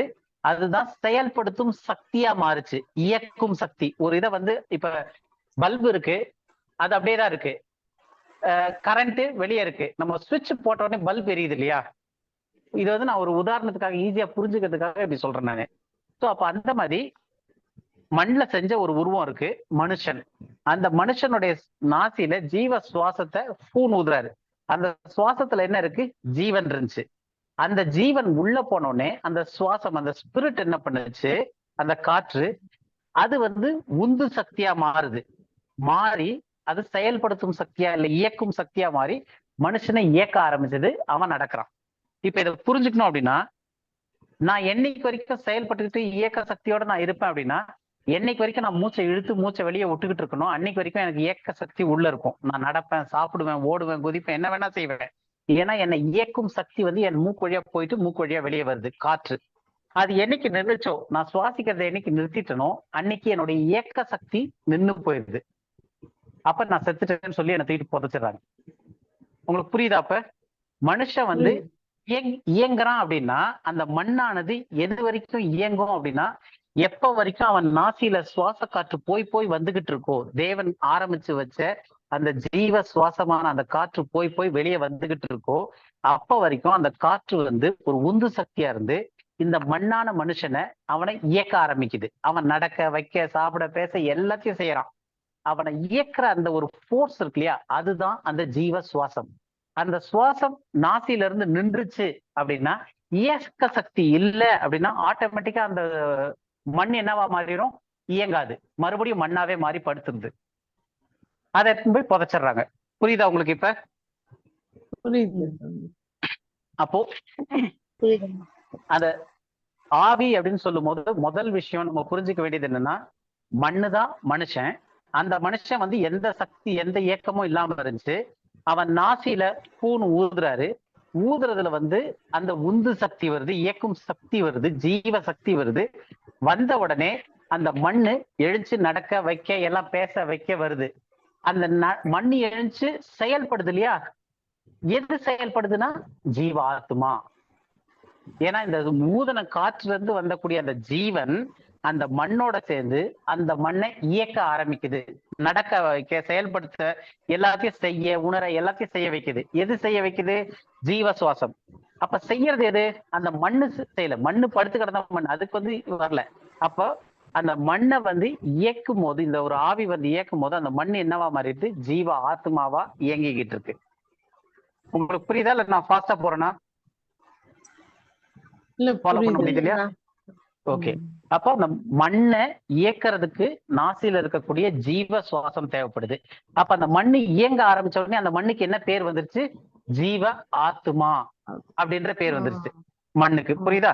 அப்ப அந்த ஜீவ ஆத்மாவான பிறகு அந்த மண்ணு வந்து இயங்க ஆரம்பிக்குது. அவன் ஜீவ ஆத்மாவாகிறதுக்கு காரணம் இல்ல, அந்த மண்ணு இயங்குறதுக்கான காரணம் வந்து ஜீவ சுவாசம், நாசில இருக்க ஜீவ சுவாசம். அப்ப அந்த நாசில இருக்க ஜீவ சுவாசம் எப்ப நிக்குதோ அப்போ அந்த ஜீவ ஆத்மா இயங்காது. இயங்காம மறுபடியும் என்னவா மாறிடுது? மண்ணாக மண்ணுக்கு. மாறி விடுகிறது. உங்களுக்கு அந்த கான்செப்ட் இப்ப அப்படியே கொஞ்சமா புரிய ஆரம்பிக்குது இல்லையா? ஆமா. புரியுதுங்க. அப்ப இந்த ஜீவ ஆத்மாவை இயங்குற பொருள் தான் ஜீவாத்மா. எது இயங்குது? மண்ணு இயங்குது. எது இயக்குது? தேவன் தந்த சுவாசம். அப்ப அந்த தேவன் தந்த சுவாசம் மண்ணை வந்து இயங்க வைக்கும் போது அந்த இயங்கக்கூடிய மண்ணு என்ன பேர் வருது? ஜீவாத்மான்னு வருது. அப்ப அந்த மண்ணு எப்ப வரைக்கும் இயங்குதுன்னா நாசில சுவாசம் இருக்க வரைக்கும். நாசில சுவாசம் நின்றுச்சுன்னா அது மண்ணாவே மாறிடுது. அப்ப இயங்கல அப்படின்னா அங்க ஜீவாத்மா இருக்குமா? இருக்காது. இயங்குற வரைக்கும் தான் அது இயங்கக்கூடிய ஒரு இதுல இருக்கிறது தான் ஜீவாத்மான்றது. இப்ப இது வரைக்கும் கிளியரா இருக்கு. நம்ம அடுத்த பாயிண்ட்டுக்கு அப்படியே போலாம். ஆவியை இயக்குகிறது. இப்ப நம்ம ஆவி பார்த்தோம். ஆவிதான் வந்து சரீரத்தை இயக்குது, இல்ல மண்ணை இயக்குது. அந்த மண்ணை செய்யப்பட்ட இதை வந்து இயக்குது. அப்ப மனுஷனை இயக்கக்கூடிய அந்த பொருள் அது என்னது? ஆவி. ஆவி. அப்ப அந்த மண் இயங்குது இல்லையா? அந்த மண்ணுக்கு வந்து இயங்கக்கூடிய அந்த ஆத்மா இயங்குறது வந்து மண்ணா இருக்க வரைக்கும் இயங்காது. ஜீவ சுவாசம் உள்ள போனோடனே அந்த சுவாசம் வந்து அந்த மண்ணை இயக்குது. அந்த இயங்குற மண்ணுக்கு பேர் வந்து ஜீவாத்மா. சரீரம் சரீரம்ன்றது வந்து வெறும் அந்த மண்ணா இருக்கிறது தான் சரீரம். நம்மளுடைய பிசிக்கல் பாடின்றது வந்து மண்ணா இருக்கும் போது சரீரமா இருக்கு. ஜீவ சுவாசம் சொல்லணும். ஜீவ சுவாசம் வந்த பிறகுதான் அந்த சரீரமே இயங்க ஆரம்பிக்குது. அந்த சரீரம் இயங்குது இல்லையா? அதுக்கு பேர் வந்து ஜீவாத்மா. மனிதன் ஜீவாத்மானானான். அதாவது மண்ணு ஜீவாத்மாவா மாறிடுச்சு. அப்ப பாடி became a living soul. அப்ப அந்த இயங்கக்கூடியதுக்கு பேர் வந்து லிவிங் சோல், ஜீவ ஆத்மா. அதை எது இயக்குது அப்படின்னு பார்த்தோம்னா அந்த சுவாசம், ஸ்பிரிட். அப்ப அந்த ஆவிதான் வந்து என்ன பண்ணுது அப்படின்னா செயல்படுத்துது, தூண்டுது, எல்லாமே பண்ணுது. அப்படி இருக்கும்போது இப்ப நமக்கு அடுத்து புரிஞ்சுக்கக்கூடிய விஷயம் என்னன்னா, இந்த ஆவி இருக்கு இல்லையா? இந்த ஆவி வந்து வேற பொருட்களால தூண்டப்படலாம். இது வந்து இது வரைக்கும் கேட்காத ஒரு புது பாயிண்டா கூட இருக்கலாம். மனுஷனுடைய ஆவி ஒரு கட்டுப்பாட்டுக்குள்ள யாராவது கட்டுப்படுத்துற காரியமா இருக்கு மனுஷனுடைய ஆவிய. இப்ப வந்து நம்ம என்ன பேசுறோம் அப்படின்னா, இந்த நாசில மூச்சு இழுத்து மூச்சு வெளியே விடுறோம் இல்லையா? அதை பத்தி பேசல. ஆவியை இயக்குறது. ஆவி ஆத்மாவை இயக்குது. இப்ப நம்ம ஆத்மா பார்த்தோம், ஆவி ஆத்மா சரீரம் பார்த்துக்கிட்டு இருக்கோம் இல்லையா? இப்ப இதுல வந்து அந்த ஆத்மாவாயிடுச்சு இல்லையா? அந்த ஆத்மா இயங்குது இல்ல, ஃபங்க்ஷன் பண்ற மனுஷன் தான் வந்து ஆத்மா அப்படின்னு சொன்னோம். அப்ப அந்த ஜீவ ஆத்மாவை இயக்குறது எது இயக்குதுன்னா ஆவி. அப்ப அந்த ஆவி வந்து வெறும் மூச்சுடுறது மட்டும் கிடையாது, அது வந்து மற்ற சில பொருட்களால கண்ட்ரோலும் பண்ணப்படுது அப்படின்னு பாக்குறோம். சோ எதை வச்சு கண்ட்ரோல் பண்ணப்படுதுன்னு பார்ப்போம் நம்ம இப்ப. அப்ப உங்களுக்கு கொஞ்சம் ஈஸியா புரியுற மாதிரி இருக்கும். மற்ற ஆவிகளால மனுஷனுடைய ஆவி கண்ட்ரோல் பண்ணப்படுது. ஓகேவா? மற்ற ஆவிகளால மனுஷனுடைய ஆவி கண்ட்ரோல் பண்ணப்படுதுன்னா ஃபர்ஸ்ட் நம்ம இன்ஸ்டன்ட் பார்ப்போம். மனுஷன் வந்து உருவாக்கப்பட்டப்ப வந்து அவன் நன்மை தீமை அறியாத நிலையில இருந்தான். இது நம்ம எல்லாருக்கும் தெரியும் இல்லையா? அவன் கனியை தின்ன உடனேதான் நன்மை தீமை அறியத்தக்கதாக கனியை தின்ன வேண்டான்றாரு. அவன் தின்றான், அதுக்கப்புறம் தான் அவனுடைய பாவ கண்கள் திறக்கப்படுது அப்படின்றாங்க. ஓகேவா? இது வந்து ஜென்ரலா நமக்கு தெரிஞ்ச ஸ்டோரி தான். சோ அப்போ மனுஷன் வந்து அந்த பழத்தை, தடை செய்யப்பட்ட அந்த பழத்தை சாப்பிடுற வரைக்கும் அவனுக்கு மனுஷனுக்கு நன்மை தீமை தெரியுமா தெரியாதா?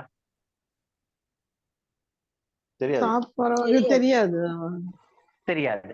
அப்போ அவன் மனுஷன் வந்து இந்த தடை செய்யப்பட்ட நன்மை தீமை கனியை புசிக்கிற வரைக்கும் மனுஷனுக்கு நன்மை தீமை தெரியாது. அப்போ நன்மையும் தெரியாது, தீமையும் தெரியாதுன்றதுதான் அதனுடைய அர்த்தம். புரியுதா? அந்த கனிக்குள்ளதான் நன்மை தீமை அறியத்தக்க கனி அது. இவனுக்கு அப்ப ஆண்டவர் வந்து நன்மையை தெரிஞ்சுக்கிற மாதிரி வச்சு ஆதாம படைக்கல. அந்த கனியில தான் வந்து நன்மை தீமை அறியத்தக்க கனி அது. அதை சாப்பிட்ட பிறகுதான் அவனுக்கு நன்மை தீமை ரெண்டுமே தெரியுது மனிதனுக்கு. இது வரைக்கும் புரியுதா? ஏன்னா இது கொஞ்சம் குழப்பமானது. மனுஷனுக்கு வந்து அவன் கனியை சாப்பிடுறதுக்கு முன்னாடி அவனுக்கு நன்மையும் தெரியாது, தீமையும் தெரியாது. அப்ப மனுஷன் வந்து ஒரு நியூட்ரல் ஸ்டேஜ்ல இருந்தான் ஆதாம். எப்ப அந்த கனியை புசிச்சானோ அப்பதான் அவனுக்கு நன்மை தீமை அறியத்தக்க அந்த ஞானம் வருது. ஆனா நன்மை செய்ய அவனுக்கு திராணி இல்லாம போயிடுது. அது நம்ம அடுத்து பின்னாடி வர ஸ்டடீஸ்ல பார்ப்போம். அடுத்து வர்றதுல இப்ப நமக்கு புரியுறது என்ன அப்படின்னா, யாருக்கெல்லாம் நன்மை தீமை தெரியாது? ஆதாம் ஏவாளுக்கு நன்மை தீமை தெரியாம இருந்துச்சு. இப்போ அந்த பழத்துக்கு அப்புறம் நன்மை தீமை யாருமே தெரியாது. நியூ பார்ன் பேபிஸ்க்கு தெரியாது. இன்னைக்கு பேபிஸ்க்கு தெரியாது இல்லையா? தேர் இன் தி சரிங்களா? ஓகே, அப்போ இது வந்து பாவம் வந்து பாவம் கர்ப்பம் தரித்ததுன்னு சொல்றாங்கல்ல சார். அப்ப தாயின் வயிற்றுல இருக்கும்போதே பாவம் வந்துருச்சுன்றாங்க. கரெக்ட். ஓகே, யா, அதாவது ஒரு இதுக்காக வேண்டி சொல்றேன் நானு. ஆதாம் ஏவாளுக்கு வந்து பாவம் செய்யற முடிய அவனுக்கு நன்மை தீமை தெரியாம இருக்கு இல்லையா? பாவம் செய்த பிற்பாடுதான் நன்மை எது தீமை எதுன்னு தெரிய ஆரம்பிச்சு. அப்ப பாவம் செய்யறதுக்கு முன்னாடி அவனுக்கு நன்மை தெரியுமா? எதெல்லாம் நல்ல காரியம் தெரியுமா ஆதாம்க்கு? தெரியாது. தெரியாது. எதெல்லாம் கெட்ட காரியம் தெரியுமா? தெரியல.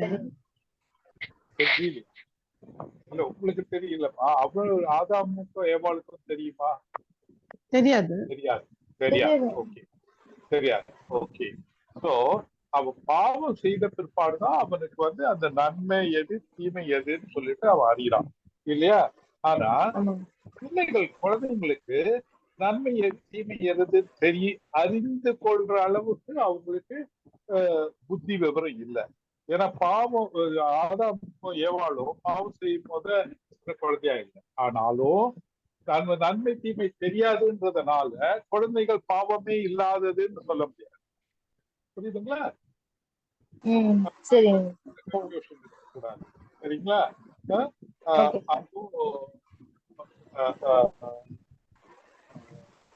பிரதர் சொன்னார் இல்லைங்களா, நன்மையும் தீமையும்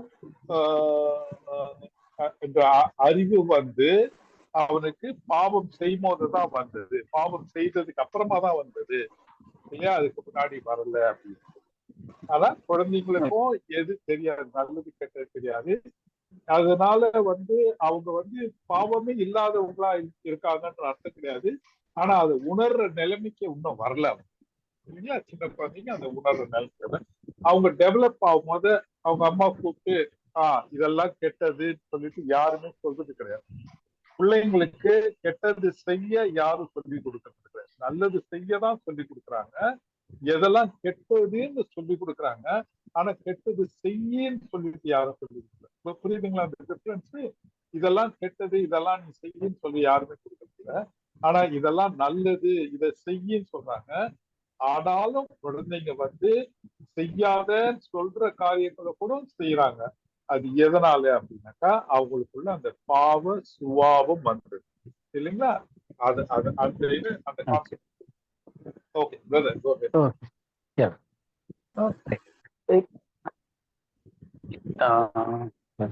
ஓகே, இப்போ வந்து மனிதன் பாவம் செஞ்சான் இல்லையா? அப்பதான் வந்து அவனுக்கு நன்மை தீமை இது ரெண்டுனுடைய இம்பாக்ட் வர ஆரம்பிச்சது.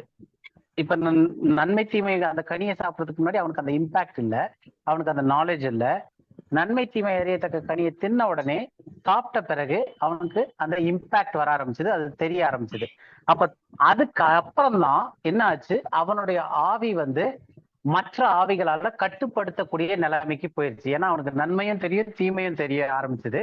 அதனால அந்த டைம்ல இருந்து மற்ற ஆவிகள் அவனை கட்டுப்படுத்த ஆரம்பிச்சது. அப்ப மனிதனுடைய ஆவியை எந்த ஆவிகள்லாம் கட்டுப்படுத்துது இன்னைக்கு, அது அதன் அடிப்படையில மனிதனுடைய ஆவின்னு இப்ப நான் சொல்லும் போது வெறும் அந்த மூச்சு மட்டும் இல்ல.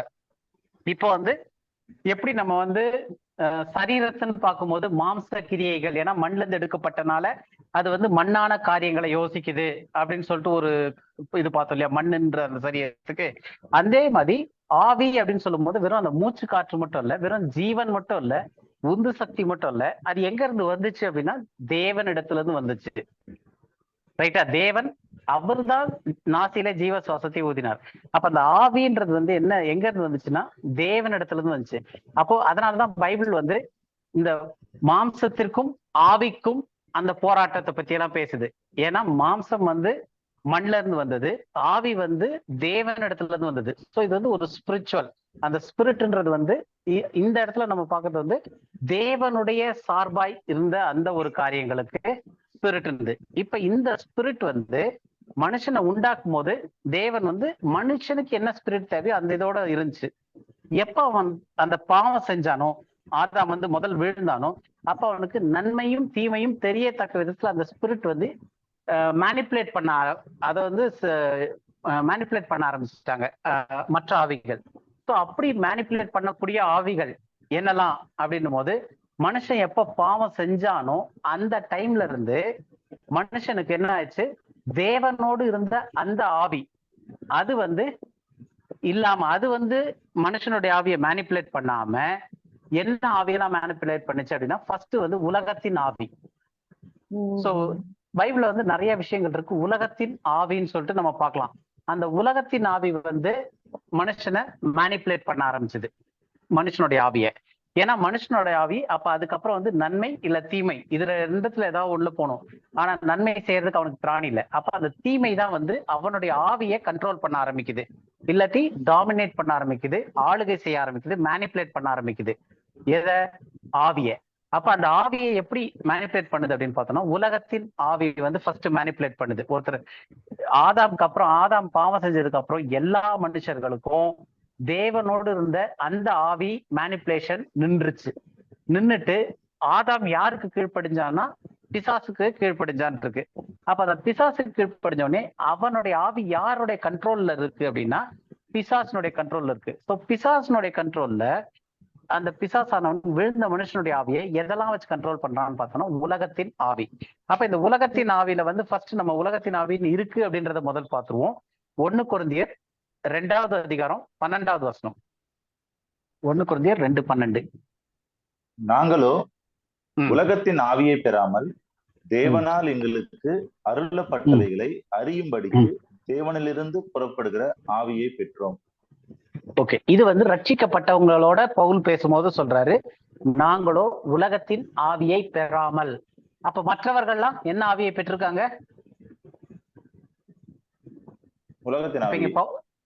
உலகத்தின் ஆவியை பெற்றிருக்காங்க. ஏன்னா பவுல் சொல்லும் போது அவருடைய குரூப்பை சொல்றாரு, நாங்களோ உலகத்தின் ஆவியை பெறாமல் எந்த ஆவியை பெற்றுக்கிட்டாங்களா? இப்ப தேவனால் எங்களுக்கு அருளப்பட்டவைகளை அறியும்படிக்கு தேவனிலிருந்து புறப்படுகிற ஆவியை பெற்றோம். அப்ப இது வந்து ஒரு ஸ்பெசிபிக்கா சொல்ல போனா ரட்சிக்கப்பட்ட அந்த கூட்டத்துக்கு சொல்லும் போது அவர்களுக்கு தேவனிடத்துல இருந்து புறப்பட்ட அந்த ஆவியை அவர்கள் பெற்றிருக்காங்க. ஆனா அப்ப மற்றவங்க எல்லாம் என்ன இதுல இருக்கிறாங்க? உலகத்தின் ஆவியை தான் பெற்றிருக்காங்க. அப்ப உலகத்தின் ஆவின்னு ஒண்ணு இருக்கு. அந்த ஆவிதான் வந்து ரட்சிக்கப்படாத எல்லா மனுஷர்களுக்குள்ளேயும் கிரியை செய்யக்கூடிய முதல் ஆவி வந்து உலகத்தின் ஆவி. அப்ப இந்த உலகத்தின் ஆவியில என்னெல்லாம் ஆவிகள் வருது உலகத்தின் ஆவியில அப்படின்னு பார்த்தோம்னா, ஃபர்ஸ்ட் வந்து ஒரு வசனம் படிக்கலாம். என்னாகும் 5:30. இது எதுக்கு படிக்கிறோம் அப்படின்னா, நம்மளுடைய ஆவி இருக்கு இல்லையா, அந்த ஆவியை வந்து எதெல்லாம் மேனிப்புலேட் பண்ணுது, எதெல்லாம் வந்து நம்மளுடைய ஆவியை டாமினேட் பண்ணுது இல்ல தூண்டுது, அதன்படி நம்ம செயல்பட ஆரம்பிக்கிறோம். சோ அதுக்கான ஒரு உதாரணத்துக்கு தான் நம்ம இதை படிக்கிறோம். என்னாகும் 5:30.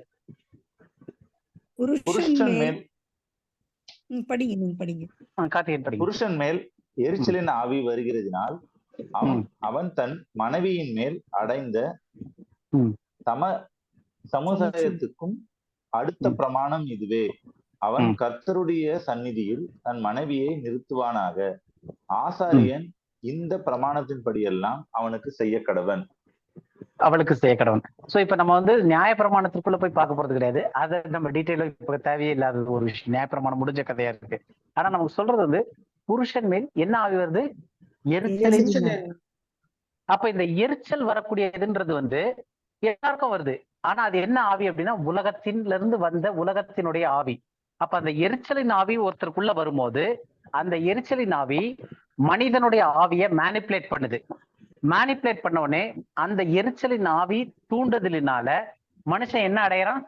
எரிச்சல் அடையறான். எரிச்சல் அடைஞ்ச உடனே அந்த எரிச்சல் வந்து எங்க வெளிக்காட்டப்படுது? சரீரத்துல வெளிக்காட்டப்படுது. புரியுதா உங்களுக்கு? சோ இப்ப புரியுது. கோவம் வந்து எரிச்சல் வந்து டக்குன்னு ஒரு பொருளை தூக்கி அடிக்கிறோம் அப்படின்னா அது எங்க இருந்து ஸ்டார்ட் ஆகுதுன்னா உலகத்தினுடைய ஆவியாகிய அந்த எரிச்சலின் ஆவி நம்முடைய ஆவியை மேனிப்புலேட் பண்ணி தூண்டி அது ஏன் தூண்டுறதுக்கு வாய்ப்பு வந்துச்சுன்னா ஆதாம் செய்த பாவம். ஆதாம் வந்து தன்னை அந்த பழத்தை சாப்பிட்டனால பிசாசுக்கு கீழ்ப்படிஞ்சு போனனால அவனுடைய ஆவி தேவனுடைய கட்டுப்பாட்டுல இருந்து தேவன் விட்டுட்டாரு. தேவனுடைய கட்டுப்பாட்டுல இருந்து விட்டுட்டனால பிசாசுடைய கட்டுப்பாட்டுல அந்த ஆவி என்ன செய்யுதுன்னா ஒவ்வொன்றா கொடுக்குது. அப்போ உலகத்தின் ஆவியை கொடுக்குது. என்ன ஆவி? எரிச்சலின் ஆவி கொடுத்துச்சுன்னா நம்மளுடைய அந்த எரிச்சலின் ஆவி நம்மளுடைய ஆவியை தூண்டுதலின் காரணமாக நம்ம எரிச்சல் அடைகிறோம். நம்ம ஆவி எரிச்சல் ஆகுது.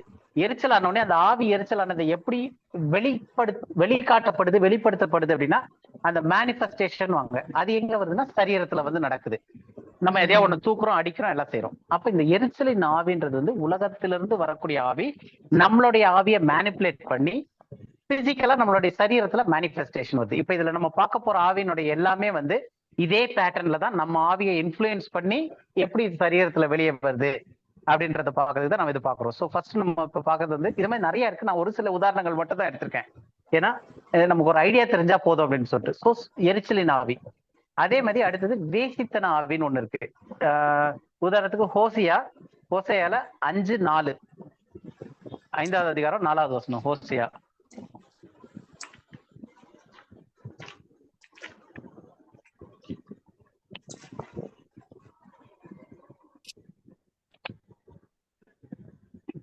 அவர்கள் தங்கள் தேவனிடத்துக்கு திரும்புவதற்கு தங்கள் கிரியைகளை சீர்திருத்த மாட்டார்கள்.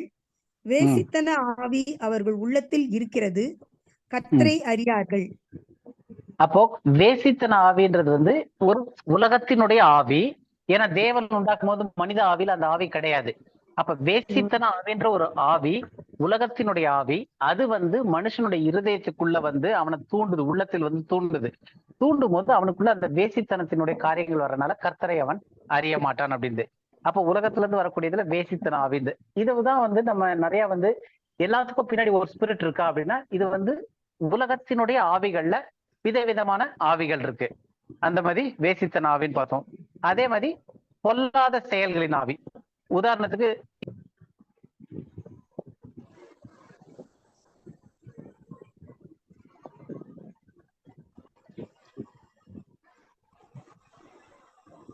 கேட்கலையே. கேட்கல கேட்கல பிரதர். ஹலோ கேட்கலையே.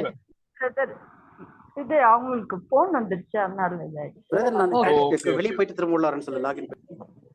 ஓகே. பிரதருக்கு போன் வந்ததுனால அவர் லாக் அவுட் பண்ணிட்டு லாகின். என் வாய்ஸ் கிளியரா இருக்கா இல்ல கேட்கலையா? கேக்குது. இப்ப கேக்குது. இல்ல பிரதர் கேக்குது ஆனா கிளியரா இல்ல. நீங்க லாக் அவுட். ஓகே நான் அப்போ 2 மினிட்ஸ் பிரதர் நான் வெளியே போயிட்டு திரும்ப வரேன் நானு. ஓகே.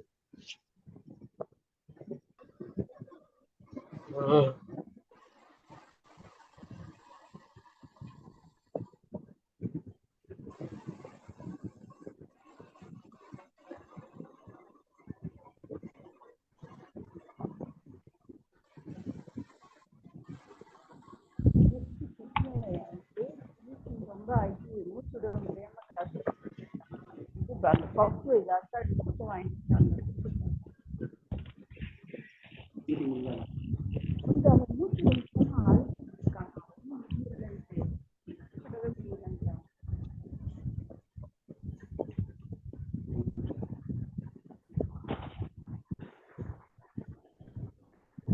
ஹலோ சொல்லுங்க பிரதர்.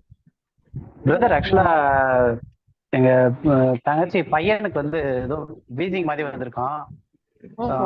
ஏதோ நான் பப்பு ஏதோ வாங்கி போய் தரணும் அப்படின்னு சொல்லிருக்காங்க. 7:30 ஆக போகுது. 7:30 ஆக போகுது. நம்ம நெக்ஸ்ட் வீக் கண்டிப்பா பண்ணலாம் பிரதர். நீங்க இது பண்ணுங்க. யாராவது ப்ரேயர் பண்ணி க்ளோஸ் பண்ணிடலாம் பிரதர். நல்ல ஆண்டவரே, தேவனிடப்பா இந்த அருமையான நாளுக்காக ஸ்தோத்திரம். ஆண்டவரே, இந்த ஒரு சின்ன எமர்ஜென்சினால நாங்க வந்து இந்த ப்ரேயரை இந்த ஸ்டடியை முடிக்கிறோம் கர்த்தாவே. ஆனாலும் அப்பா எங்களுடைய இந்த காரியங்களை நாங்கள் நல்ல உடனே தேவையை பாராட்டும். அந்த பிள்ளைக்கு எந்த ஒரு ஆபத்தும் இல்லாமல் ஆண்டவரே அந்த பிள்ளைக்கு என்னுடைய நல்ல ஒரு சுகத்தாக எல்லாம் தேவி இந்த உதவியை செலுத்துகிறோம். நிச்சயம் ரசிக்குமான பண்ணி ஆமென். என் ஆத்மாவே ஆமென். கர்த்தரை கர்த்தரை ஸ்தோத்திரி. ஸ்தோத்திரி. எல்லாமே பரிசுநாமத்தை ஸ்தோத்திரி. ஆத்மாவே கர்த்தரை ஸ்தோத்திரி. கர்த்தரை ஸ்தோத்திரி. கர்த்தர் செய்த கர்த்தர் சகல செய்த உபகாரங்களையும் மறவாதே. ஆமென். ஆமென். Praise the Lord. Praise the Lord. எல்லாரும் நம்ம praise the Lord. ஓகே அப்ப நம்ம போயிட்டு நெக்ஸ்ட் வீக் இதை அப்படியே கண்டினியூ அப்புறமா பண்ணலாம். பண்ணலாம். Okay. ப்ரே பண்ணிக்கிறோம். நாங்க ப்ரே பண்ணிக்கிறோம் தம்பி.